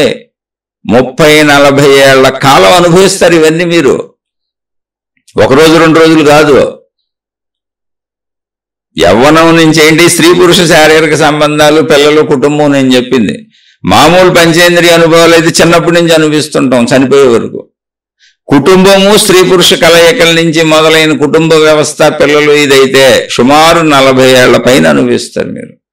ఇంకొంచెం ఓపిక ఉన్న వాళ్ళు అయితే 50 ఏళ్ల పైన అనుభవిస్తారు. అక్కడి నుంచి తగ్గుతూ ఉంటుంది. 50 ఏళ్ళు ఎన్నిసార్లు ఎన్ని విషయాలు అనుభవించి ఉంటారండి. అప్పుడు ఇది ఇంతే అని అనుభవించిన ప్రతిసారి తెలుస్తూనే ఉంటుందిగా. అది వృద్ధాప్యం వచ్చేటప్పటికి శరీర శక్తి సన్నగిల్లటం వలన ఓహో ఇది ఇంతే. అక్కడి నుంచి చూడండి మీరు, శరీర శక్తి సన్నగిల్లిన కాడి నుంచి తింటే సరిపోదు, వింటం వెనికిడి తగ్గిపోద్ది, చూపు తగ్గిపోద్ది, అన్ని తగ్గిపోయేలా శరీర నిర్మాణంలో ఉంది. అది బాధ కాదు, దుఃఖం కాదు. మీరు కరెక్ట్గా తీసుకుంటే అది అసలు ఏ దుఃఖము లేదు. వచ్చాను, అనుభవించాను, విత్డ్రా అయిపోతానని వెళ్ళిపోతాను, అంతే అయిపోయింది. వచ్చినప్పుడు ఎవరో ఫ్రీగా పంపారు, టికెట్ లేదు కాదండి. ఇప్పుడు టికెట్ లేకుండా ఫ్రీగా సినిమా హాల్లోకి పంపారు, సినిమా చూడమన్నారు, సినిమా అయిపోయింది, ఇంటికి వెళ్ళిపోమన్నారు. ఏంటి నీకు బాధ ఏంటి? మరణం అంటే అంత భయం ఎందుకు నీకు? ఎందుకు భయం అంటే నీకు జ్ఞానం తెలియదు కనుక, అనంత ఆత్మశక్తి ఎరుక నీకు లేదు కనుక, నేను శరీరం అనే భావనలో ఉన్నావు కనుక, ఆ భావనలో కూడా నువ్వు ధర్మంగా మంచిగా నిజాయితీగా బతకలేదు కనుక, నీ స్వార్థం కోసమే బతికావు కనుక, అన్నీ నాకే కావాలి, నేనే పొందాలని అందరి నుంచి లాక్కొని అందరి మీద పెత్తనాలు చేసి నీకు ఎంత కుదిరితే అంత నీ తెలివిని, నీ ప్రజ్ఞని, నీ శక్తిని, నీకున్న సమస్తాన్ని నీ స్వార్థానికే వాడుకున్నావు కనుక నీకు మరణం అంటే భయంగా ఉంటుంది. ఎప్పుడేం జరుగుద్ది అని భయం వేస్తుంది. లేకపోతే అసలు జీవితంలో భయమే లేదు. ఫ్రీగా టికెట్ లేకుండా ఎవరో పంపారండి, పుట్టుకది వచ్చాం, దాని అంతటా అదే శరీరం పెరుగుతుందండి. బాధ ఏంటి మీకు? పెరగనే ఉండే, ఏం దొరికితే హాయిగా ఉండండి, అదే ఆధ్యాత్మికం చెప్పింది. దొరికిన దాంతో సంతృప్తి పడు అంది. అంటే మొత్తం ప్రపంచం మింగేస్తామా? ఇప్పుడు కాదు, పోని తినమన్నారండి, మామిడికాయ తిందాం అనిపించింది, వెళ్ళావు, ఆహా 2వ మామిడికాయ కూడా కోసుకుందాం అనిపించింది, చెట్టుకాడికి వెళ్ళావు, ఆ చెట్టుకి 1000 మామిడికాయలు ఉన్నాయి, 1000 మింగేయగలమా? ఒకవేళ తీసుకో అన్నా కూడా అలా ప్రపంచం మొత్తం మింగేయగలమా? ఊరిని అనిపిస్తూ ఉంటుంది అంతే. ఆ అనిపించడం ఎందుకంటే స్వార్థం చేత, జ్ఞానం లేకపోవటం చేత కాదు. ఫ్రీ షోకి వచ్చాము, ఎవరో పంపారు, టికెట్ లేకుండా పంపారు, భూమి మీద సరదాగా బతికిరా, కొన్నాళ్ళు విహరించిరా అన్నారు, విహరించి అన్ని అనుభవించాను, ఒక అద్భుతమైన శరీరం ఇచ్చారు, ఆ శరీరానికి అవసరంగా చుట్టూ బోల్డ్ ఇచ్చారు, చక్కగా ఇదంతా ఆనందించి అనుభవించి ఎగ్జిబిషన్ చూసినట్టు, మ్యూజియం చూసినట్టు, జూ చూసినట్టు చూసి వెళ్ళిపో. అదే ఆధ్యాత్మికం, అంతే ఆధ్యాత్మికం. అప్పుడు నీకు దుఃఖం ఎక్కడి నుంచి వస్తుంది? బాధ ఎక్కడి నుంచి వస్తుంది? కష్టం ఎక్కడి నుంచి వస్తుంది? కాదు, నాకు ఆ జ్ఞానం లేదు, నేను స్వార్థపరుడిని, స్వార్థపరురాలిని, నాది నా వాళ్ళు నేనని బతికేస్తున్నా. అసలు నేను ఎందుకు వచ్చానో నాకు తెలియదు, ఈ శరీరం ఎలా ఎందుకు ఉందో తెలియదు, కానీ ఇది నేనే అనుకొని బతికేస్తున్నా. మొత్తం నాకే కావాలనుకుంటున్నా, నాలాంటి మనుషుల్నే అన్యాయం చేసేస్తున్నా, నాలాంటి మనుషుల్నే మోసం చేసేస్తున్నా, నాలాంటి మనుషుల్నే ఇబ్బంది పెట్టేస్తున్నా. దాని కర్మఫలం వస్తుంది, అది అనుభవించలేక బాధపడుతున్నా. ఇంకా నాకు ఎంతసేపు నేనేదో కర్మ చేయటం, నాకు ఏవో స్వేచ్ఛ ఇవ్వబడిందిగా, కొంత పరిమితంగా నాకు ఇవ్వబడిన స్వేచ్ఛ 1%. 99% ఆటోమేటిక్ మిషన్ కింద పనిచేస్తుంది శరీరం అంతా. జననంలో నా స్వేచ్ఛ లేదు, మరణంలో నా స్వేచ్ఛ లేదు, శరీర ఎదుగుదలలో నా స్వేచ్ఛ లేదు, శరీర పనితీరులో నా స్వేచ్ఛ లేదు, జస్ట్ తినేవాటిలో, చూసేవాటిలో, వినేవాటిలో, పంచేంద్రియాల క్రియల్లో స్వేచ్ఛ ఉందంటే అది కూడా కొంతవరకు. ఆ స్వేచ్ఛకి కర్మఫలం ఉంది. ఇప్పుడు ఆ కర్మలో క్రియలు చేయటం, ఆ కర్మఫలం అనుభవించడం, అనుభవించేటప్పుడు మంచిదైతే ఆనందం, లేకపోతే వద్దు తప్పించుకుందామని మళ్ళీ కొత్త కర్మలు చేసి కొత్త కర్మఫలం తెచ్చుకోవటం. ఇలా మొత్తం చచ్చే వరకు కర్మఫలాలతో సరిపోయింది. అసలు జ్ఞానం వైపే అలా నన్ను నేను తెలుసుకోవాలా, నన్ను నేను చూసుకోవాలా, నన్ను నేను గమనించాలా. ఇలాంటి వాళ్ళకి ఎప్పటికీ ముగింపు రాదు, ముగింపు ఉండదు. అసలు అర్థమే కాదు ఇది. ఎందుకంటే ఇంకా అసలు చచ్చే టైంకి పూర్తి అవ్వలేదు, ఏమి అనుభవాలే పూర్తి అవ్వాలి, కోరికలే పూర్తి అవ్వాలి, స్వార్థమే పూర్తి అవ్వాలి. ఎందుకని అనుభవించేటప్పుడు తప్పుదోవలో అనుభవించే వాళ్ళకి, అంటే మోసం చేసి అనుభవించే వాళ్ళకి, అన్యాయాల్లో అనుభవించే వాళ్ళకి, తప్పుదోవలో అనుభవించే వాళ్ళకి ఏం జరుగుతుందో చెబుతున్న జాగ్రత్తగానండి. తప్పుదోవలో అనుభవించినప్పుడు మరి నీకేమైంది? తప్పు కర్మఫలం వచ్చి నీ మీద పడింది. అది బాధ అయింది, దుఃఖమైంది, కష్టమైంది. ఆ బాధ, దుఃఖం, కష్టం ఉన్నప్పుడు ఏమైంది? సుఖం అనుభవించడానికి లేకుండా పోయింది. నీ సుఖకాలం వృధా అయిపోయింది, నీ శాంతకాలం వృధా అయిపోయింది, నీ అనుభవాలు పోయినాయి. అదే నువ్వు ధర్మంగా మంచిగా ఉన్నావు అనుకో, మంచి ఫలితాలు వస్తే నిరంతరం అనుభవిస్తూనే ఉంటావు, నిరంతరం శాంతిగా ఉంటావు, నిరంతరం అనుభవిస్తూనే ఉంటావు. అప్పుడు ఏమైంది? అనుభవ కాలం పెరిగింది, శాంతకాలం పెరిగింది, అనుభవించేటువంటి కాలం పెరిగింది. అంటే 100 సంవత్సరాల్లో అనుభవ కాలమే ఎక్కువ ఉంది మంచి వాళ్ళకి. అన్ని మంచిగా వస్తున్నాయి, మంచిగా అనుభవించుకుంటూ వెళ్తున్నారు. ధర్మంగా ఉన్నారు, అన్ని ధర్మంగా వస్తున్నాయి, ధర్మంగా అనుభవించుకుంటూ వెళ్తున్నారు. అంటే ఎప్పుడు అనుభవమే ఉంది అక్కడ, అనుభవ కాలం తగ్గల. అధర్మ పరులకి ఏమైంది? అధర్మ శిక్షలు వచ్చినాయి. ఈ అధర్మ శిక్షలు అనుభవిస్తున్నంత కాలం సుఖాలు అనుభవించడానికి లేకుండా పోయింది. అంటే ఏమైంది? ఇప్పుడు సుఖాల కాలం తగ్గిపోగా మళ్ళీ దుఃఖాల అనుభవం ఒకటి ప్రత్యేకంగా స్పెషల్ ఎఫెక్ట్ కింద వచ్చి సుఖం మీద ఆసక్తిని ఇంకా పెంచింది. అందుకని మీరు ఎంత ఎక్కువ తప్పులు చేస్తారో అంత ఎక్కువ కష్టాలు, అంత ఎక్కువ బాధలు, అంత ఎక్కువ కన్నీళ్లు మీ కాలాన్ని నింపేస్తాయి. అందువలన మీకు సుఖభోగాలు దొరకవు, తక్కువగా దొరుకుతాయి. అందువలన మీకు తీరినట్టు ఉండదు. నాకు అన్ని తీరలేదు, పూర్తి అవ్వలేదు బాబోయ్, నేనేం అనుభవించలేదని అనిపిస్తూ ఉంటుంది. అది కర్మఫలం. ఎందుకు అలా చేసుకోవటం? మంచిగా బతకరాదు, ఎవరికి తప్పు చేయబాక, ఏ తప్పు చేయబాక, చక్కగా పెళ్లి చేసుకో. వృత్తి వ్యాపార ఉద్యోగాలు ఏ తల్లిదండ్రులకు పుట్టావో చిన్నతనంలో చక్కగా చెప్పినట్టు అన్నం పెట్టకుండా నిన్ను మాటి చంపేరు కదా ఎవరో, చక్కగా ఏదో బట్టలు ఇస్తారు కదా, ఉన్నంతలో ఏదో ఒకటి చేస్తారు కదా. తల్లిదండ్రుల కంటే ఎక్కువ చేసేవాళ్ళు ఈ భూమి మీద ఎవరో ఉండరు. ఏదో ఒకటి చేస్తారు కదా, చక్కగా దాన్ని ఆనందించుకుంటూ అది పొందుతూ నీకు కావాల్సినవి అడుగుతూ, వాళ్ళు ఒకవేళ ఇవ్వలేకపోతే వాళ్ళ దొరికిన వాటితో తృప్తి పడుతూ, ఎప్పుడు అనుభవించటమే కదా, దొరికిన దాంతో తృప్తి పడుతుంటే ఉన్న వాటిని ఎప్పుడు అనుభవిస్తానే ఉన్నావు నువ్వు. ఎప్పుడు అనుభవమే ఉంది అక్కడ. అలా చక్కగా దొరికిన వాటిని అనుభవించుకుంటూ వెళ్ళిపోతూ ఉండు. తర్వాత చక్కగా ఏదో చదువుకో, ధన సంపాదన, మళ్ళీ నీకు నీ తాహతలో నువ్వు ఎంత వస్తే అంత వివాహం చేసుకో. భార్య నీతోనే ఉందిగా, భర్త నీతోనే ఉన్నాడుగా, ఎప్పుడు అనిపిస్తూనే ఉండు. అలా ఎప్పుడు అనుభవమేగా. భార్యాభర్తలు ఎప్పుడు అనుభవమే, పిల్లల్ని పెంచుకుంటాం, వాత్సల్యం ఎప్పుడు అనుభవమే, నా పిల్లలు నా ఇల్లు ఎప్పుడు అనుభవమే. ఎప్పుడు తింటానే ఉంటావు, తాగుతానే ఉంటావు, చూస్తానే ఉంటావు. ధర్మంగా మంచిగా ఉన్నప్పుడు నిరంతర అనుభవమే ఉంది నీకు, అది గుర్తుంచుకోండి. అధర్మంకి వెళ్ళినప్పుడు, చెడుకి వెళ్ళినప్పుడు, అధర్మ ఫలము కర్మఫలము మీద పడినప్పుడు ఎప్పుడూ అనుభవించే అనుభవ కాలంని కర్మఫలం మింగేసింది, చెడు కర్మఫలం మింగేసింది. ఈ కాలం ఇప్పుడు బాధలతో, కష్టాలతో, ఇబ్బందులతో, దుఃఖాలతో గడుస్తుంది. సుఖంగా హాయిగా శాంతిగా గడవలసిన కాలాన్ని దుఃఖాలు కమ్మేసినాయి. అందుకని ఏమైంది? ఇప్పుడు తప్పులు ఎక్కువ చేసే వాళ్ళకి ఎక్కువ ఇవే ఉంటే కనుక వాళ్ళ జీవితంలో 30వ వంతు కాలం పోయింది. అసలు పోవటంలో మళ్ళీ ఎలా పోయింది? దుఃఖాలతో పోయింది, కష్టాలతో పోయింది, బాధలతో పోయింది, కన్నీళ్లతో పోయింది. బాబోయ్, ఈ జీవితం నాకు వద్దనిపించేలా కష్టపెట్టిపోయింది. దీనికి కారణం నువ్వు చేసుకున్న కష్టాలు కదా. అందుకని కోరికలు తీరవు. ఇది ఎప్పటికీ అవదేమో, ఇదంతా తప్పు మార్గమేమో, ఇది కరెక్ట్ కాదేమో, ఇది ఎంత వేస్ట్ ఏమో, ఆ కష్టాలు బాధలు తట్టుకోలేక ఇది వదిలి వెళ్ళిపోదామా, ఎక్కడికి వెళ్ళిపోదాం, అసలు ఏ ఆశ్రమానికి పోదాం, ఏ గురువు దగ్గరికి పోదాం అనిపిస్తూ ఉంటుంది. ఇది కర్మఫలాల వలన వచ్చిన వైరాగ్యం ఇది.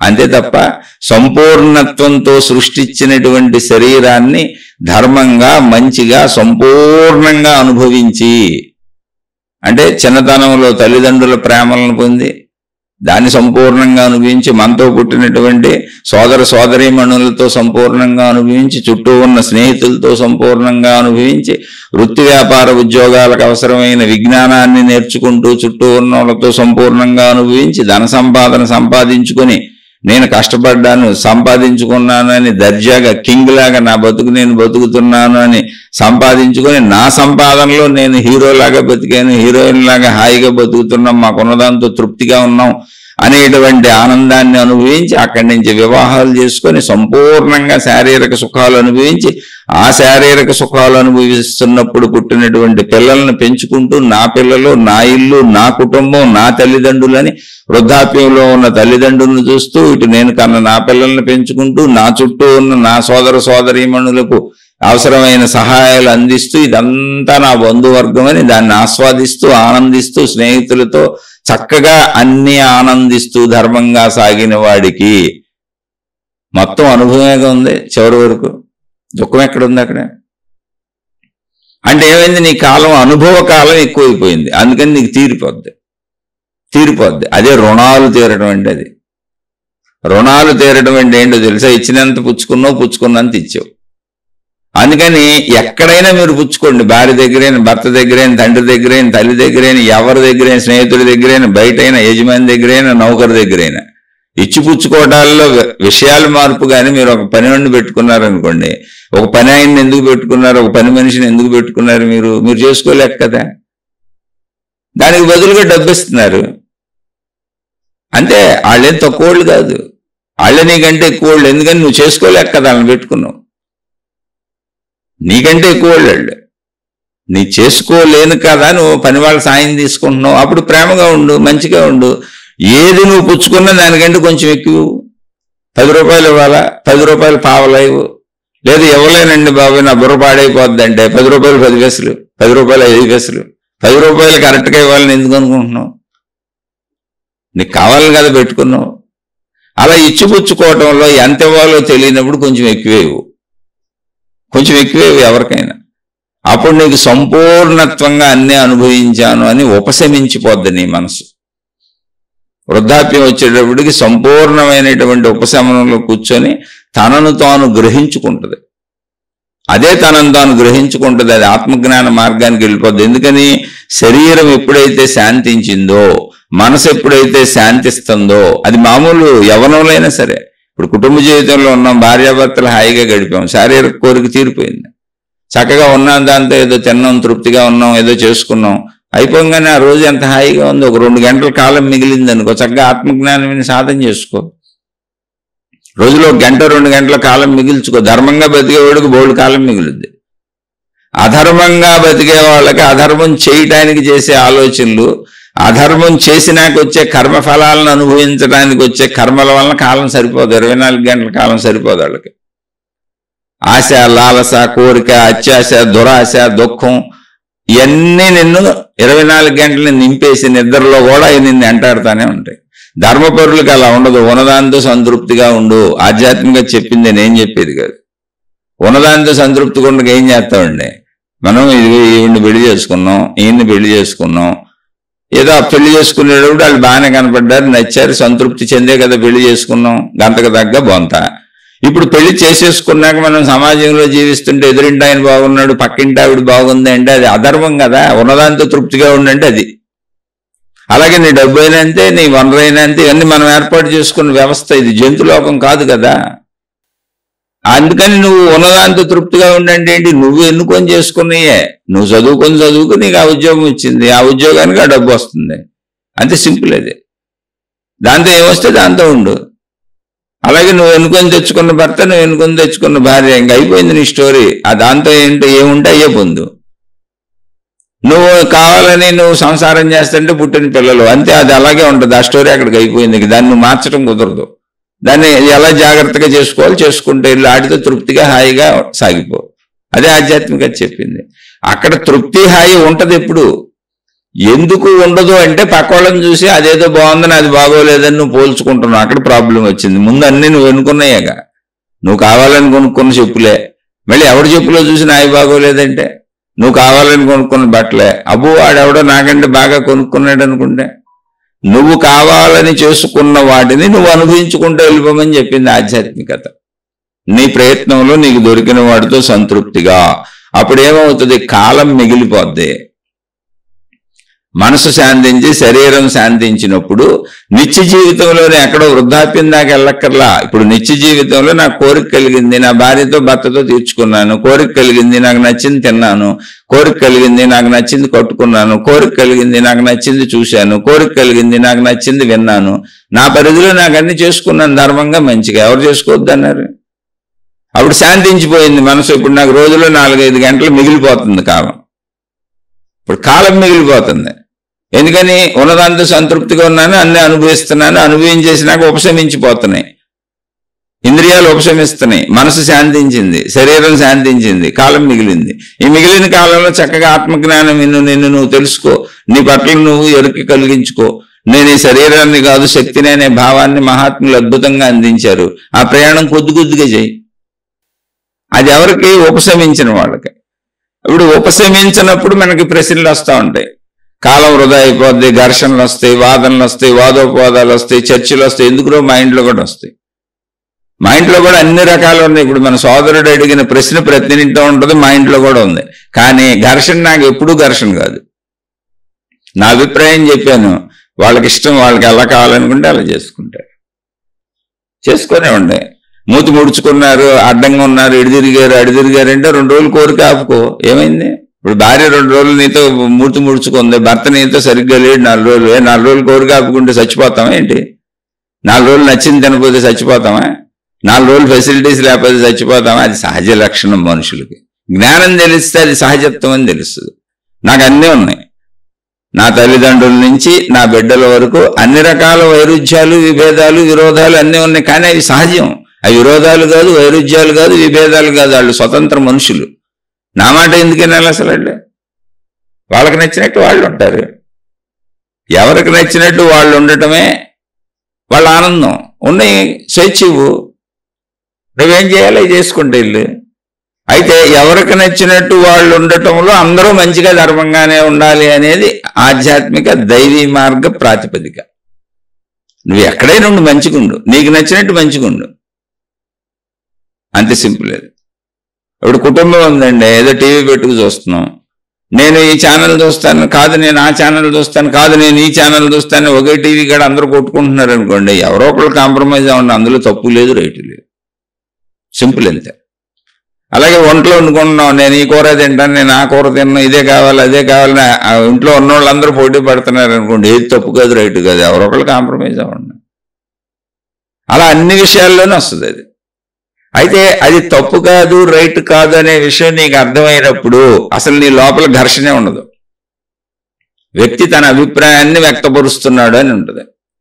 అంతే తప్ప నేను కుటుంబ యజమాని నేను, లేకపోతే నేను కొడుకును నన్ను సరిగ్గా చూడట్లేదు, నేను కూతురిని సరిగ్గా చూడట్లేదు, లేకపోతే యజమాని నా మాట సాగట్లేదు, లేకపోతే అసలు భార్యను గౌరవించడా భర్తను గౌరవించడా అని నీ ఎంటిటీని నువ్వు తీసుకెళ్తే నువ్వు తప్పుదావాలో ఉన్నావు.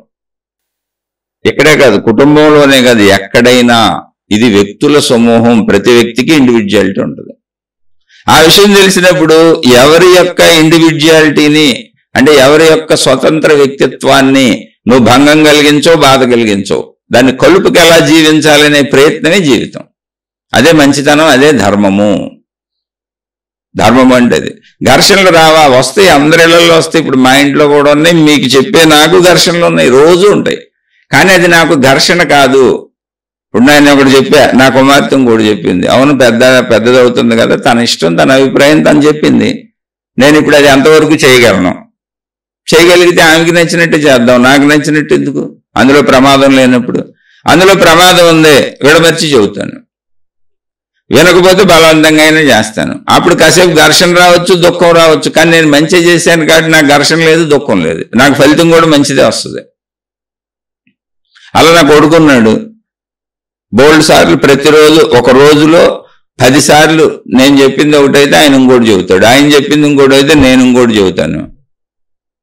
అప్పుడు ఆలోచిస్తాం ఏంటని, అది కాదు డాడీ ఇలా అంటాడు, అవును నాన్న అలారా, ఇదిరా, దీనివల్ల ఇదిరే అంటాం. అందులో మంచి చేసుకున్నాను, నీ మంచిగాక నేను ఏది చెప్పినా అందులో ఆలోచించి చేసుకోమంటాను, మంచి ఏదో చేస్తాం. అలానే ఘర్షణ రాదంటే అనుకున్న కాసేపు ఘర్షణ వస్తుంది. అది ఘర్షణ కాదు, మనం అర్థం చేసుకోలేని తనం. నా భార్య ఉంది, భార్యతో ప్రతిరోజు వస్తుంది, ప్రతిరోజు ప్రతి విషయంలోనే వస్తుంది, ఒకటి కాదు ప్రతి విషయంలోనే వస్తుంది.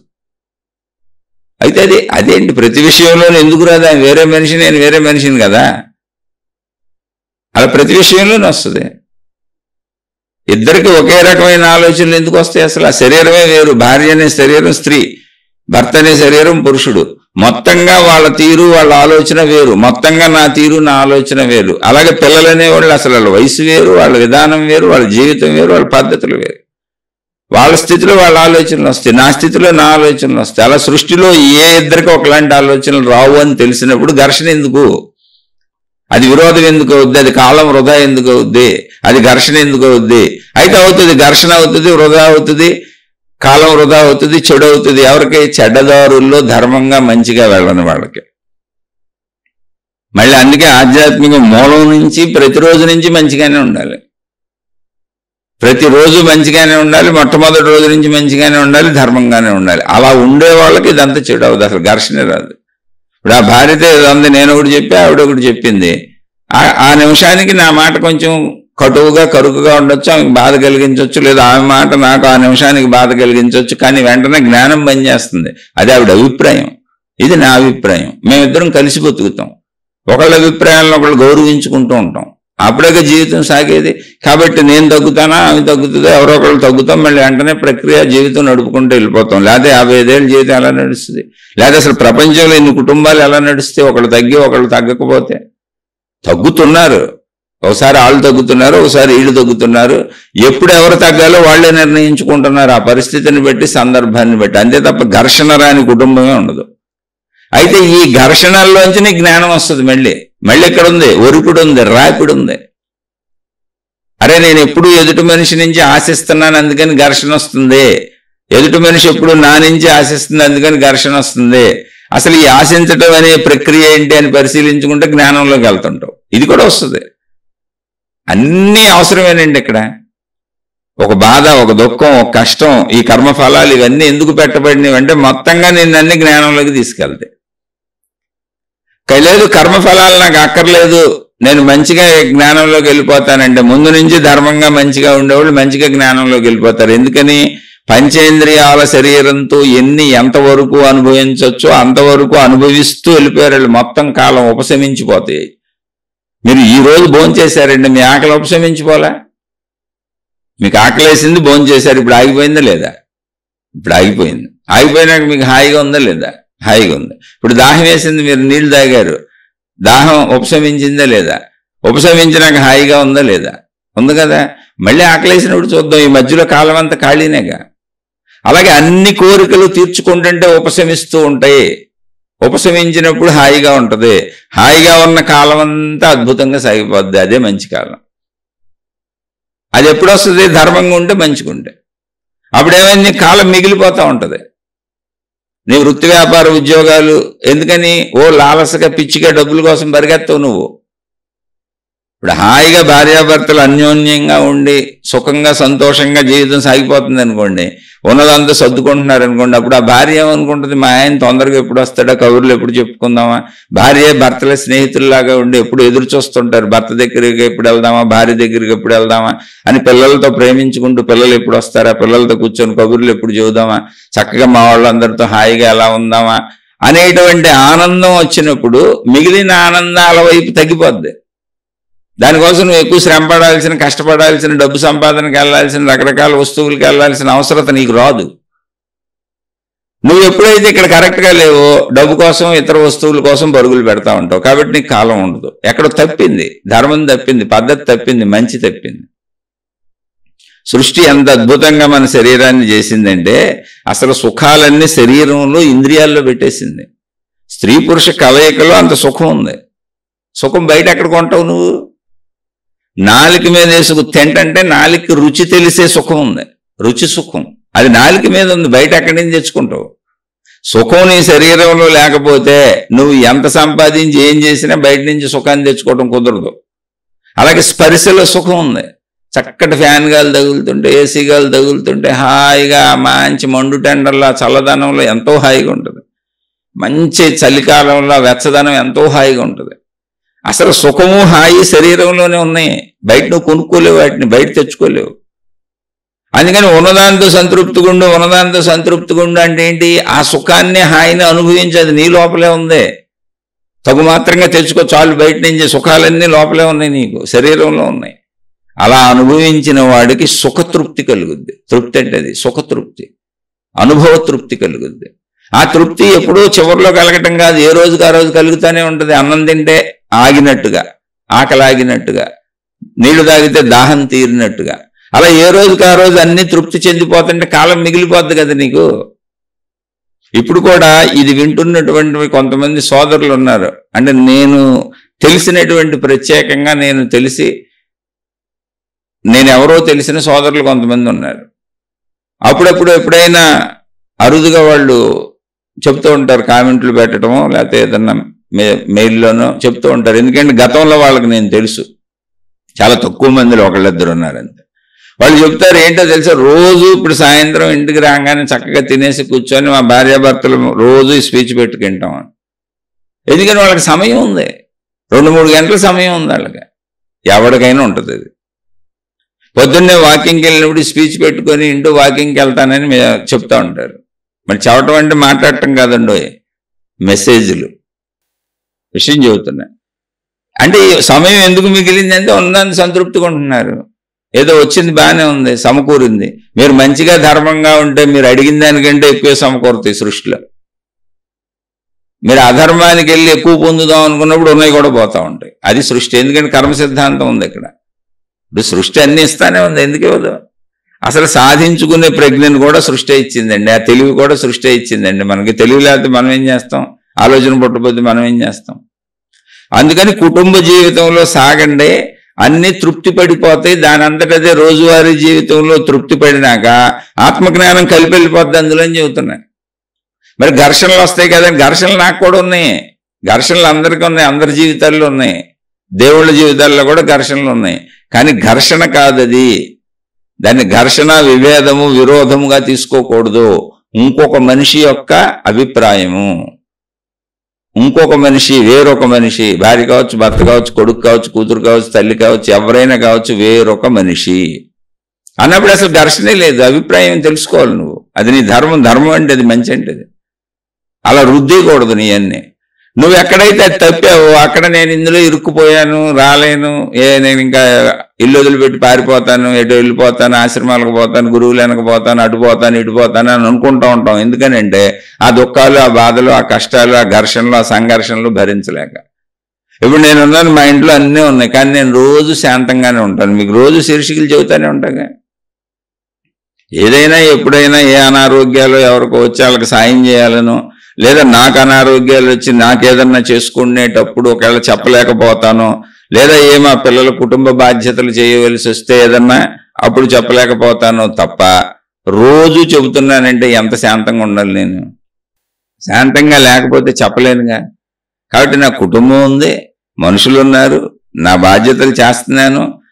ఘర్షణలు నిరంతరం వస్తాయి, ప్రతిరోజు ప్రతి విషయంలోనూ వస్తాయి. కానీ అవి ఘర్షణలు కాదు, వాళ్ళ అభిప్రాయాలు, నా అభిప్రాయాలు.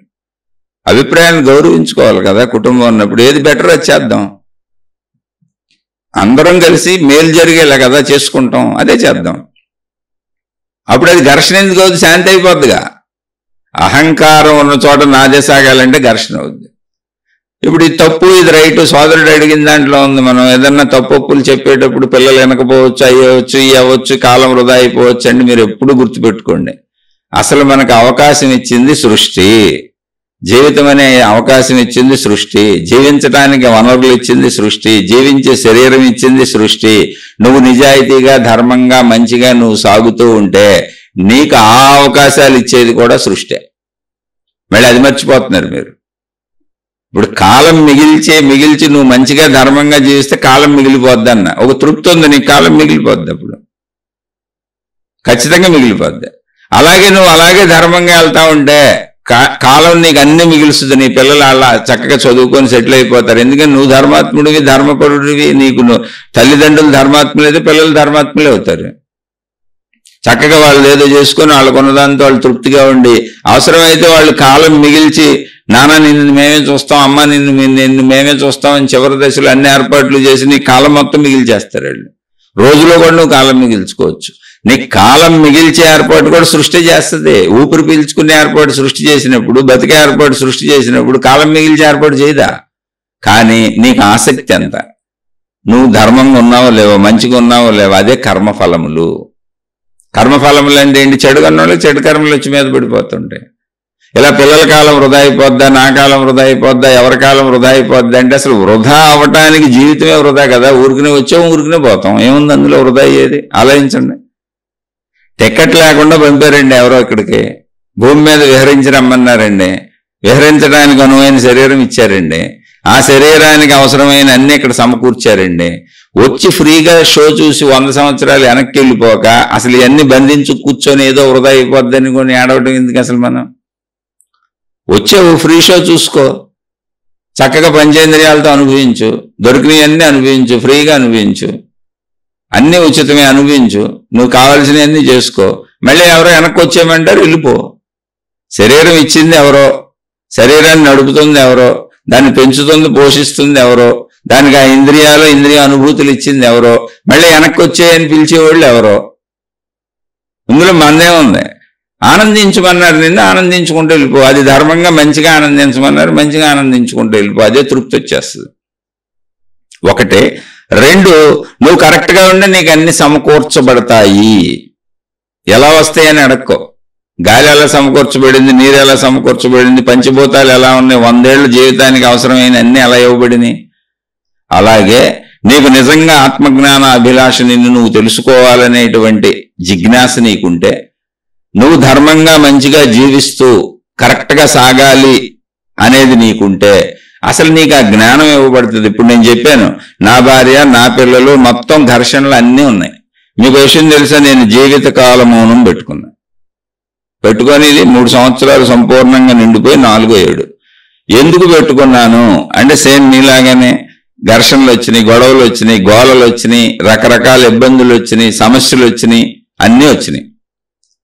అయితే ఇవన్నీ ఎవరితో వచ్చినాయి? నా భార్య పిల్లలతో రాలా, మిగిలిన నా ఆప్తులందరితో వచ్చినాయి. అంటే మాది కుటుంబంగా కలిసి నడిచేటువంటి బిజినెస్లమే, చాలా భారీ ఎత్తులో పెద్ద ఎత్తులో నడిచే, మామూలుగా కాదు. అంటే ఒక చిన్న సైజు సామంతరాజుల జీవితం వెళ్ళిపోయేటువంటి స్థితిని అది. అయితే ఘర్షణలు వచ్చినాయి, రాని అనుకున్నా. నేను ఎవరిని ఏమనదలుచుకోలేదు. డబ్బు వదిలేశాను, బిజినెస్ వదిలేశాను, కుటుంబం వదిలేశాను. అసలు వదిలేయటువంటి ఏంటి? ఎవరిని ఏమనలా నేను, అసలు ఎవరి జోలికి వెళ్ళా. జీవితకాలం మౌనం పెట్టుకుంటున్నానని ఆయన కూర్చుండిపోయాను.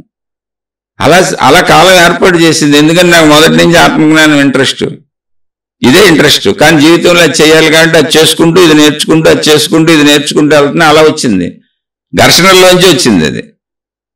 జీవితకాలం మౌనం అన్న. నేను ఎవరి దగ్గరికి రాను, మీరు నా దగ్గరికి రావద్దు. మా వాళ్ళకి నాకు ఉన్న రిలేషన్ ఒకటే, ఏమీ లేదు, వ్యాపారం.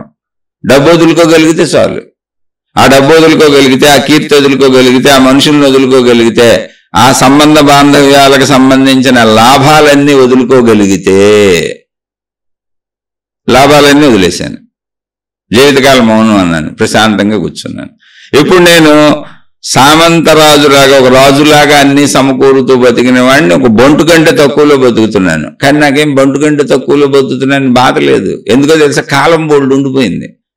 బోల్డ్ కాలం ఉంది. ఆ కాలం ఉండబట్టి ఇప్పుడు మీతో పంచుకుంటున్నాను. ఎప్పుడు జీవితకాలం మౌనం పెట్టుకున్నాక 6-7 నెలలు ప్రశాంతంగా కూర్చున్నాను. 7-8 నెలల నుంచి కొంతమంది సోదరులు నేను తెలిసిన వాళ్ళు అడిగారు, ఏమండి అది వరకు ఏదో మంచి విషయాలు చెప్పేవాళ్ళు కదా, చెప్పండి వింటాము అని. లేదు, నేను మౌనం పెట్టుకున్నాను కదా, నేను ఎవరింటికి వెళ్ళను, మీరు నా ఇంటికి రావద్దు, ఇక చవటాలు గొడవలు లేవు, నేను ప్రశాంతంగా నాకు తెలిసిందేదో నేను చదువుకోవటమో చేసుకోవటమో, సాధన చేసుకోవటమో, లేదా ఎవరన్నా మహాత్ములు చెప్పేది వింటమో, నా మార్గంలో నేను పోతా మిగిలిన జీవితకాలం. అలానే భార్య ఉంది, బాధ్యతలు చేయాలి, చేస్తున్నా, చక్కగా ఉంది. నా భార్య తల్లిగారిని కూడా నా ఇంట్లో పెట్టుకొని చూస్తున్నా. ఎందుకంటే ఆవిడని చూసేవాళ్ళు ఎవరు లేరు కనుక, ఇంకో ఆధారత ఆవిడికి లేదు కనుక. అలాగే నా పిల్లలు ఇంకా జీవితంలో సెటిల్ అవ్వలేదు.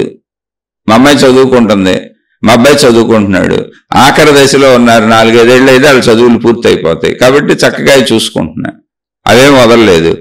వదిలేసినవి ఏంటయ్యా మరి, నువ్వు నీ వాళ్ళందరినీ వదిలేసావు, నువ్వు పెద్ద పుడింగి గాడివా, మరి నువ్వు వదిలేసావు కదంటే, నేను వదిలేయటం అనే దాంట్లో మొత్తంగా జీవితంలో నష్టపోయింది నేనే. నేను వదిలేయబడినది ఏదుందో అందరూ నాకంటే 100 రెట్లు పైన 1,00,000 రెట్లు పైన ఉన్నారు. నాకంటే 100 రెట్లు పైనే ఉన్నారు. నేను ఎవరిని అన్యాయం చేసి అక్రమం చేసి బాధ్యతలు తప్పించుకొని వదిలేలా. నా అవసరత ఎవరికి లేదో అక్కడ వదిలేశానండి. నా అవసరత ఉన్నది నేను వదల. అసలు నేను వదిలేసిన దేనికి నా అవసరత లేదు. అవసరత లేదు కాబట్టే ఆళ్ళు బతికేస్తున్నారు, నేను బతికేస్తున్నా, అంత హ్యాపీగా సాగిపోతుంది. ఇందులో ఘర్షణే ఉంది. అభిప్రాయాలు అంతే, వాళ్ళ అభిప్రాయాలు అవి, నా అభిప్రాయాలు ఇవి. కాకపోతే కుటుంబ సంబంధ బాంధవ్యాలలో మరి ఆ వృత్తి వ్యాపార ఉద్యోగాల్లో అందులోనే ఉన్నాను. ఆ కీర్తిని, ఆ డబ్బుని, ఆ లాభాలని వదులుకోగలనా లేదా అనేది నా ప్రాబ్లం. అంతే. వదులుకోగలనా, వదిలేద్దాం అనుకున్నాను, వదిలేశాను. ఇప్పుడు నాకు కీర్తి లేదు, డబ్బు లేదు, మనుషులు లేరు, నా బతుకు నేను బతకాలి. కానీ నాకు బోల్డ్ సమయం ఉంది. ఇప్పుడు అవన్నీ ఉన్నప్పుడు నాకు సమయం లేదు. నిరంతరం ఘర్షణలో బాధలు మీరు చెప్పినట్టు అన్నీ ఉన్నాయి. కాలం ఎక్కడో ఒక ఏర్పాటు చేస్తుంది. ఈ వదలటానికి నేనేం చేయలే. ఇంతకీ మళ్ళీ ఒక విషయం తెలుసా, నువ్వు వదిలేసావా జీవితకాలం మౌనం పెట్టుకొని అంటే నేనేం చేయలే. ఒక స్థితి ఎదుటి వైపు నుంచి వచ్చింది, దానికి నేను స్పందించాను. ఏమని? నేను ఘర్షణలను, గోళ్ళను, గొడవలను జీవితకాలం మౌనం పెట్టుకుంటున్నా, విరమించేస్తున్నా, మీ అన్ని మీకు అప్పచెప్పేస్తున్నా, మీ నాకు ఏమీ అక్కర్లేదు, నేను సామాన్యంగా బతుకుతాను. జీవితకాల మౌనము అనేటువంటి పదాన్ని పెట్టుకొని వచ్చాను. అప్పటి నుంచి ఇప్పటి వరకు ఏ విషయం ఎవరి గురించి మాట్లాడినది తప్పని ఇది రైట్ అని ఎప్పటికీ మాట్లాడిన. తప్పు రైట్లు ఏముంటాయి? నాకే లాభం జరిగింది, కాలం మిగిలింది. కాలం నాకు కాలాన్ని ఇచ్చింది. నా మిగిలిన ఆయుష్ అంతా ఇలా మీతో నేను ఆత్మజ్ఞానాన్ని పంచుకోవచ్చు. మరి కుటుంబ వ్యవస్థలోంచి వచ్చాక నేను, అందుకని నేను నాకు తెలిసిందే చెప్పగలను. నాది కరెక్ట్ అని నేను చెప్పట్లా. నాకు ఇప్పుడు ఇది కరెక్ట్గా ఉంది, నాకు వచ్చిన విధానం కరెక్ట్గా ఉంది, పద్ధతి కరెక్ట్గా ఉంది. పోనీ వెనక్కి తిరిగి చూసుకొని నేను చేసింది తప్ప అంటే కానే కాదు. ఎందుకంటే నేను ఎవరి డబ్బు ఎత్తుకొచ్చేలా, నేను ఆపేయటం వల్ల ఎవరిని నష్టపరచలా, నేను మౌనం పెట్టుకోవడం వల్ల నష్టపోయిన వాళ్ళు ఒక్కళ్ళు లేరు. అసలు నా అవసరత ఉన్న వాళ్లే లేరు అక్కడ ఎవరు. నా అవసరతే లేదు వాళ్ళకి. నాలాంటి గొట్టంగాళ్ళు వాళ్ళ దగ్గర 100,000, 1,000, లక్షల మంది ఉన్నారు. అది నీకు చెప్పినా అర్థం కాదు. విషయం చెబుతున్నా, నేను తెలిసిన వాళ్ళకి అర్థమవుద్ది.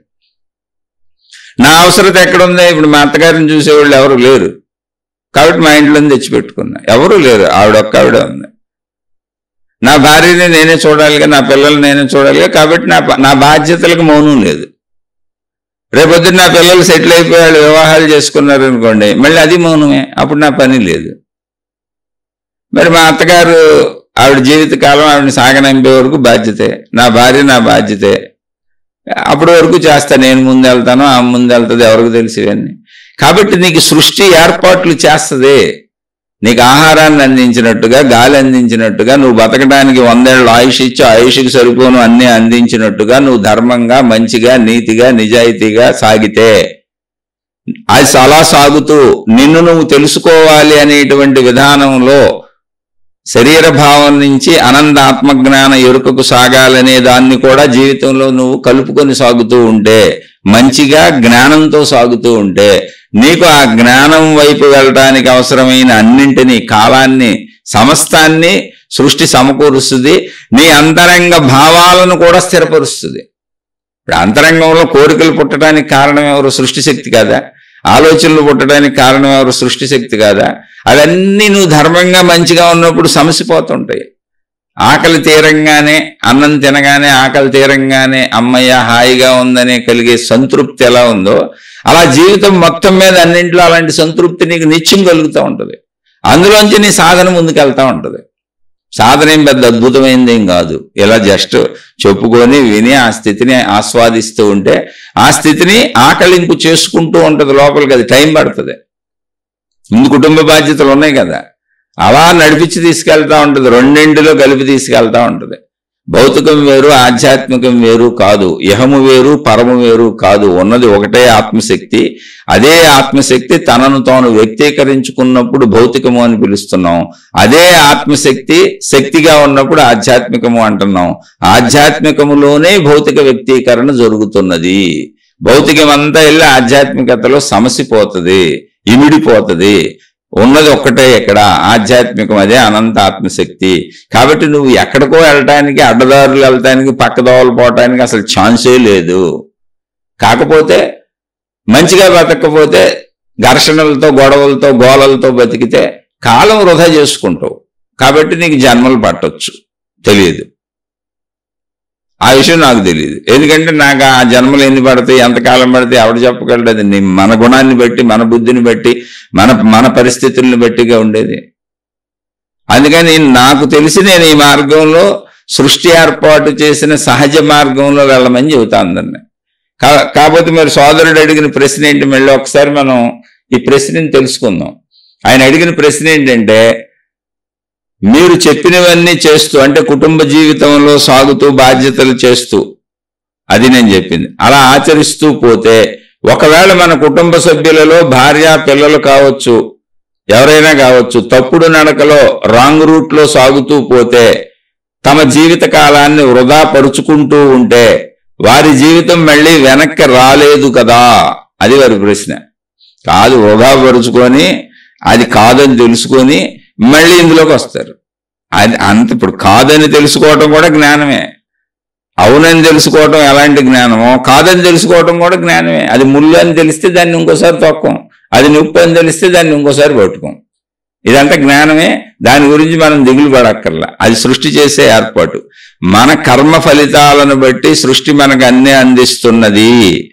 100 సంవత్సరాల జీవితకాలం ఇచ్చి 100 సంవత్సరాలకే అవసరమైనటువంటి సమస్తాన్ని భూమి మీద ఉంచి ఎలా మనకు అన్నీ అందించి బతికిస్తున్నదో చక్కగా జ్ఞాన ఏర్పాటు కూడా అదే చేయగలదు. ఆ ఏర్పాటు కోసమే లోపల జ్ఞానం అర్థమయ్యేలా పెట్టింది, జ్ఞానం ఆలోచించేలా పెట్టింది, జ్ఞానం గ్రహించేలా పెట్టింది, ఎవరైనా చెబితే వినేలా పెట్టింది, అర్థం చేసుకునేలా పెట్టింది, స్వతంత్రంగా ఆలోచించగలిగేలా పెట్టింది. అదంతా ఏర్పాటే. ఆ ఏర్పాట్లో నీకు ఇది కూడా దొరుకుద్ది. కాబట్టి వాళ్ళ జీవితం వెనక్కి రాదు అనే బాధే లేదు. ముందుకెళ్ళేదంతా ముందుకే వెళ్తుంది. అది చెడైనా మంచి అయినా, చెడైతే ఇది కాదు అని తెలుసుకుంటారు, మంచి అయితే ఇది అవునని తెలుసుకుంటారు. రెండూ జ్ఞానానికే పోతున్నాయి. ఇది సరి అయిన మార్గం అని సూచించే ధర్మక్రమములో, అంటే మనం తల్లిదండ్రుల పాత్రలోనో యజమాని పాత్రలోనో ఉన్నప్పుడు వచ్చేటువంటి డౌట్ అనమాట ఆయనకి. ఇది సరి అయిన మార్గం అని సూచించే ధర్మక్రమంలో ఘర్షణలు వస్తే ఏం చేయాలి? చెప్పే ఘర్షణలు మా ఇంట్లో రోజు ఉంటాయి. ఘర్షణలు కాదు, అభిప్రాయాలు. ఘర్షణ అంటే అహంకారంతో నా మాటే సాగాలనుకుంటున్నాం కాదు, అభిప్రాయం. ఏదో బిడ్డ చెప్పాడు విందాం, వాడిది కరెక్ట్ అయితే వాడిదే చేద్దాం. అలాగే బిడ్డ చెప్పింది విందాం, ఆమెది కరెక్ట్ అయితే ఆమెదే చేద్దాం. అలా భార్య చెప్పింది విందాం, ఆమెది కరెక్ట్ అయితే ఆమెదే చేద్దాం. నాదే సాగాలని ఇప్పుడు ఏముంది అందులో? అలాగే భర్త చెప్పాడు, ఆయనది కరెక్ట్ అయితే ఆయనదే చేద్దాం. లేదా తల్లిదండ్రులు చెప్పారు, వాళ్ళది కరెక్ట్ అయితే వాళ్ళదే చేద్దాం. ఇక్కడ కరెక్ట్ చేయాలి, నాదే చేయాలి కాదు. కాబట్టి ఘర్షణలు లేవు, అసలు అభిప్రాయ భేదాలు ఉంటాయి. ఎందుకని? మనుషులు విడివిడిగా ఉన్నారు కనుక. విడివిడిగా ఉన్న మనుషులందరూ ఒకలా ఆలోచిస్తారు. దాన్ని ఘర్షణగా అసలు తీసుకోకూడదు. ఆ నిమిషానికి అలా ప్రవర్తించి ఆ సందర్భానుసారం అలా అప్పుడు ఎలా ఉండాలో అలా ఉండి తదుపరి మొత్తం మళ్ళీ మామూలు జీవితమే. ఇప్పుడు ఆకలేసింది, గబగబ అన్నం తింటాం. అన్నం తినడం పూర్తయిపోయింది, ఏమైంది? ఆకలి అయిపోయింది, ఇప్పుడు సేద తీరిపోయాం, హాయిగా ఉంది. అలాగే అది ఘర్షణ కాదు, అభిప్రాయ భేదం అని తెలుసుకొని మంచిని చేసేస్తే అది అక్కడికి అయిపోయింది. మళ్ళీ సేద తీరిపోవటమే, హాయిగా ఉండటమే, ఒకరితో ఒకరు కలిసి ఉండటమే. మూతి ముడుచుకొని నువ్వు అలా అన్నావు, నువ్వు ఇలా అన్నావు అని దాన్ని నెలలో సంవత్సరాలు సాగదీసుకోకూడదు. మా ఇంట్లోనూ ఘర్షణలు ఉంటాయి, కానీ సాగతీత ఉండదు. అది అభిప్రాయం అని తెలుసు కనుక. ఇవి అభిప్రాయాలు, ఘర్షణలు కాదు. అందుకని ఘర్షణలు వస్తే ఏం చేయాలి, మనం ఎలా నడుచుకోవాలో వివరించి చెప్పగలరు అన్నారు. అసలు ఎలా నడుచుకునేది ఏమి లేదు, రోజువారీ జీవితం నడుచుకోవడమే. ధర్మంగా ఉండాలి, మంచిగా ఉండాలి. కుటుంబ సభ్యుల్లో ఎవరు ఏం చెప్పినా స్వీకరించాలి. అది మంచి అయితే అదే చెయ్యాలి. నేను అనుకున్నదే మీరంతా చెయ్యాలి అని అనకూడదు. చిన్నపిల్లోడికైనా, ఇంట్లో ఉన్న చిన్నపిల్లోడికైనా ఎవరి స్వేచ్ఛను వాళ్ళకి ఇవ్వాలి. ఇప్పుడు మనం ఇడ్లీ వేద్దాం అనుకున్నాం, పిల్లోడు అమ్మ నేను ఇడ్లీ తిన్నాను, అట్టు తింటాను అన్నాడు. అది ప్రమాదం కాదు, అది ఇబ్బంది లేదు. పిల్లవాడికి కానీ ఇంట్లో వాళ్ళకి కానీ ఎటువంటి ఇబ్బంది ప్రమాదం లేదన్నప్పుడు అట్టేసి పెట్టు. ఏంటి ప్రాబ్లం అందులో? వాళ్ళ స్వేచ్ఛను ఎందుకు ఖండించాలనుకుంటున్నావు? అది మనం ఆలోచించుకోవాలి. ఉదాహరణ ఒకటి చెప్పాను. అందుకని ఇక్కడ ఘర్షణలు లేవు, విభేదాలు లేవు. మంచి ధర్మం అంటే ఏంటో తెలుసు. అసలు ఘర్షణ రాదండి. ఎప్పుడు ఎదుటోడికి ఏం చేద్దామా అని చూస్తుంటాడు మంచోడు, అంతే. ఇప్పుడు నా భార్య నన్ను సుఖపెడుతుంది కాబట్టి నా ఆలోచన ఎప్పుడూ ఏముంటుంది, నా భార్యకి ఏం చేసి పెడదామా అని ఉంటుంది. నా భర్త నాకు సుఖపెడుతున్నాడు కాబట్టి నాకు ఆలోచన ఏముంటుంది, ఎప్పుడు నా భర్తకి ఏం చేసి పెడదామా అని ఉంటుంది. సుఖపెడుతున్నాడు, తోడుగా ఉన్నాడు, ధైర్యంగా ఉన్నాడు, నీడగా ఉన్నాడు, జీవితం మొత్తం భార్యాభర్తలను కలిసి ఉంటాం కాబట్టి నిజంగా దాన్ని ఆనందంగా తీసుకున్న వాళ్ళు వాళ్ళకి ఎదురు ఏం చేద్దామని చూస్తారు. అలాగే నా తల్లిదండ్రులు నన్ను కని పెంచి జీవితకాలాన్ని పెద్దోడిని చేసి నాకు ఇన్ని చేశారు, పెద్దదాన్ని చేశారు, వాళ్ళ వలన ఇంత అయ్యాను కాబట్టి వాళ్ళకి ఏం చేద్దామా అని ఆలోచన ఉంటుంది. అలాగే పిల్లల్ని నేనే కన్నాను, అయ్యో వాళ్ళకి నేను చేయకపోతే అలాగూ కాబట్టి వాళ్ళకి ఏం చేద్దామా అని ఉంటుంది. అలా ఎవరి దగ్గర ఏం పొందిన స్నేహితులుగా, అన్నదమ్ములు, అక్క చెల్లెళ్ళు వీళ్ళందరూ సమాజంలో ఉండబట్టి కదా నేను హాయిగా ఉంటున్నాను కాబట్టి ఎదుటోళ్ళకి ఏం చేద్దామా అనేది మంచివాడికి ఎప్పుడూ ఉంటుంది. ఎదుటోళ్ళకి ఏం చేద్దామా అనే ఆలోచన ఉన్న ధర్మపరులకి మంచి వాళ్ళకి ఘర్షణ ఎందుకు వస్తుంది? అసలు ఘర్షణ రాదు. ఎదుటి వాళ్ళు నాకేం చేస్తారు అన్న చోట ఘర్షణ వస్తుంది. కాబట్టి జ్ఞానం ఎప్పుడు మనలో తెచ్చే మార్పే తప్ప, మనని మనం మార్చుకోవటమే తప్ప ఎదుటోళ్ళలో వచ్చే మార్పు కానే కాదు. జ్ఞానం నాకు అర్థమైతే నేను హాయిగా ఆనందంగా ఉంటాను, సంతోషంగా ఉంటాను, సుఖంగా ఉంటాను. ఇదే మనం చేయగలిగింది, ఎంతవరకే చేయగలం. మళ్ళీ మీకు సందేహం ఉంటే అడగండి, తప్పకుండా చెబుతాను. ఇలా చెబుతూనే ఉంటాను నాకు ఓపుకున్నంతకాలం. మీరు విని నిజంగా నేర్చుకుంటూ ఉంటే, నేర్చుకుంటున్న వాళ్ళు, ఆచరిస్తున్న వాళ్ళు మాత్రమే ఇది అర్థమవుతుంది మేము ఆచరిస్తున్నాం అనేవాళ్ళు మాత్రమే ప్రశ్నలు అడగండి, సందేహాలు అడగండి. ఆచరించిన వాళ్ళు అసలు అడగండి. వేరే గురువులు, వేరే దేవుళ్ళు, వేరే మతాలు, విధానాలలో ఆల్రెడీ సాగుతున్న వాళ్ళు, మీకు సాధనా మార్గాలు ఉన్నవాళ్ళు దయించి నాది అసలు వినకండి. మీ గురువులతో మీరు వెళ్ళిపోండి, మీ గురువులకు దోహాలు చేయకండి, మీ చక్కగా మీ గురువులతో మీరు సాగిపోండి. ఎందుకని తెలుసా? ఆల్రెడీ ఫిక్స్డ్ అభిప్రాయాల్లో ఉంటారు మీరు. ఎందుకు ఇవన్నీ వింటాం? చక్కగా అందులోంచి వెళ్ళండి, అందులోంచి రండి. ఎక్కడికి వెళ్ళినా ఉన్నది ఒకటే దారి అండి, ఉన్నది ఆత్మశక్తి. అందరూ అక్కడికే రావాలి. ఇప్పుడు వస్తావా, రేపు వస్తావా, ఎల్లుండి వస్తావా అనే విషయం తప్ప మిగిలినవి ఏమీ లేవు. ఆల్రెడీ మార్గాల్లో వెళ్ళిపోతుంటే చక్కగా వెళ్ళిపోండి. లేదు ఇది అర్థమవుతుంది అంటారా, నాది అసలు గురువుని కాదు, నాది గురు మార్గము కాదు, నేను ఏ మార్గం తయారు చేయను, ఏ బోధలు తయారు చేయను, అసలు నా దగ్గర ఏ రూల్స్ రెగ్యులేషన్స్ ఏమీ లేవండి, ఓన్లీ విశ్లేషణ. నేను మీలాంటి సామాన్యుడిని. మీకు నచ్చితే మీరు గురువులతో వెళ్తున్న వాళ్ళు వినొచ్చు, కానీ విమర్శ కోసం వినబాకండి, తప్పు కోసం వినబాకండి, నాలో బొక్కలు ఎతకడానికి వినబాకండి. అందుకని చెబుతున్నా. ఇప్పుడు మా గురువు గొప్పడు, మా దేవుడు గొప్పడు, మా మతం గొప్పది, నువ్వేం చెబుతావని నాతో వాదులాటకు వచ్చేవాళ్ళు వినకండి. కాదు, మాకేదో మా మార్గంలో మేము వెళ్ళడానికి మీరు చెప్పింది కూడా కొంత సాకారంగా ఉంది, బాగానే ఉంది, మేము మా గురువుతో మా మార్గంలో మా మతంతో వెళ్తూ మీరు చెప్పింది కూడా తీసుకొని ఒక అడుగు ముందుకేసుకుంటున్నాం, బాగుంది అంటారా? చక్కగా తీసేసుకోండి, ఎవరికి ఏది కావాలో అది తీసేసుకోండి. విమర్శలు వద్దు, వాదోపవాదాలు వద్దు. ఎందుకని? అభిప్రాయ భేదాలు ఉంటాయని చెప్పాను కుటుంబంలోనే. అలాంటప్పుడు మనుషుల మధ్య ఎందుకు ఉండవు? కాబట్టి ఇది అభిప్రాయ భేదం మీకు వస్తే రావచ్చు, దానికి ఎందుకు నన్ను మీరు తిట్టడం, నేను మళ్ళీ మీకు ఏదో విశ్లేషణ చేయడం, ఇది పూర్తవద్దు ఇప్పుడు కన్నా. కాబట్టి మీరు నన్ను తిట్టవద్దు, అసలు మీరు వినవద్దు. మీకు ఘర్షణ వస్తే కాదు, మీకు అర్థమై ఉపయోగపడుతుంటే ఎవరైనా తీసుకోండి, నాకేం ప్రాబ్లం లేదు. అప్పుడు మీకు అర్థమవుతుంటే ఎవరైనా ప్రశ్నించండి. అంటే ప్రశ్నించడం ఏంటి? సందేహం వస్తే నేను చెప్పింది అంటూ అది నాకు తెలిస్తే నేను చెప్పగలిగితే చెబుతాను. కాదు, మీరు ఎన్ని చెప్పినా మా బుద్ధి ఇంతే, మాకు ఘర్షణే ఉంటది, నువ్వు తప్పే చెప్పావు, నువ్వు మాకు ఇప్పుడు మా విధానాల్లో మా పద్ధతుల్లో నువ్వు చెప్పింది మాకు నచ్చటం లేదు, మాకు నేను తిట్టాలనిపిస్తుంది అంటారా? దయించి నన్ను క్షమించి వదిలేయండి, మీ పాదాలకు నా నమస్కారం. ఇంకెంతకంటే ఏం చేయను. మీ పాదాల మీద పడినోడిని కూడా ఎలా తిడతారు మీరు? కాబట్టి వదిలేయండి. మీ కాలం వృధా చేసుకోబాకండి, నా కాలం వృధా చేయబాకండి. శుభమస్తు. మీకు మీ కుటుంబ సభ్యులకు మేలు చేకూరుగాక. మరలా మరొక కొత్త శీర్షికతో కలుసుకుందాం.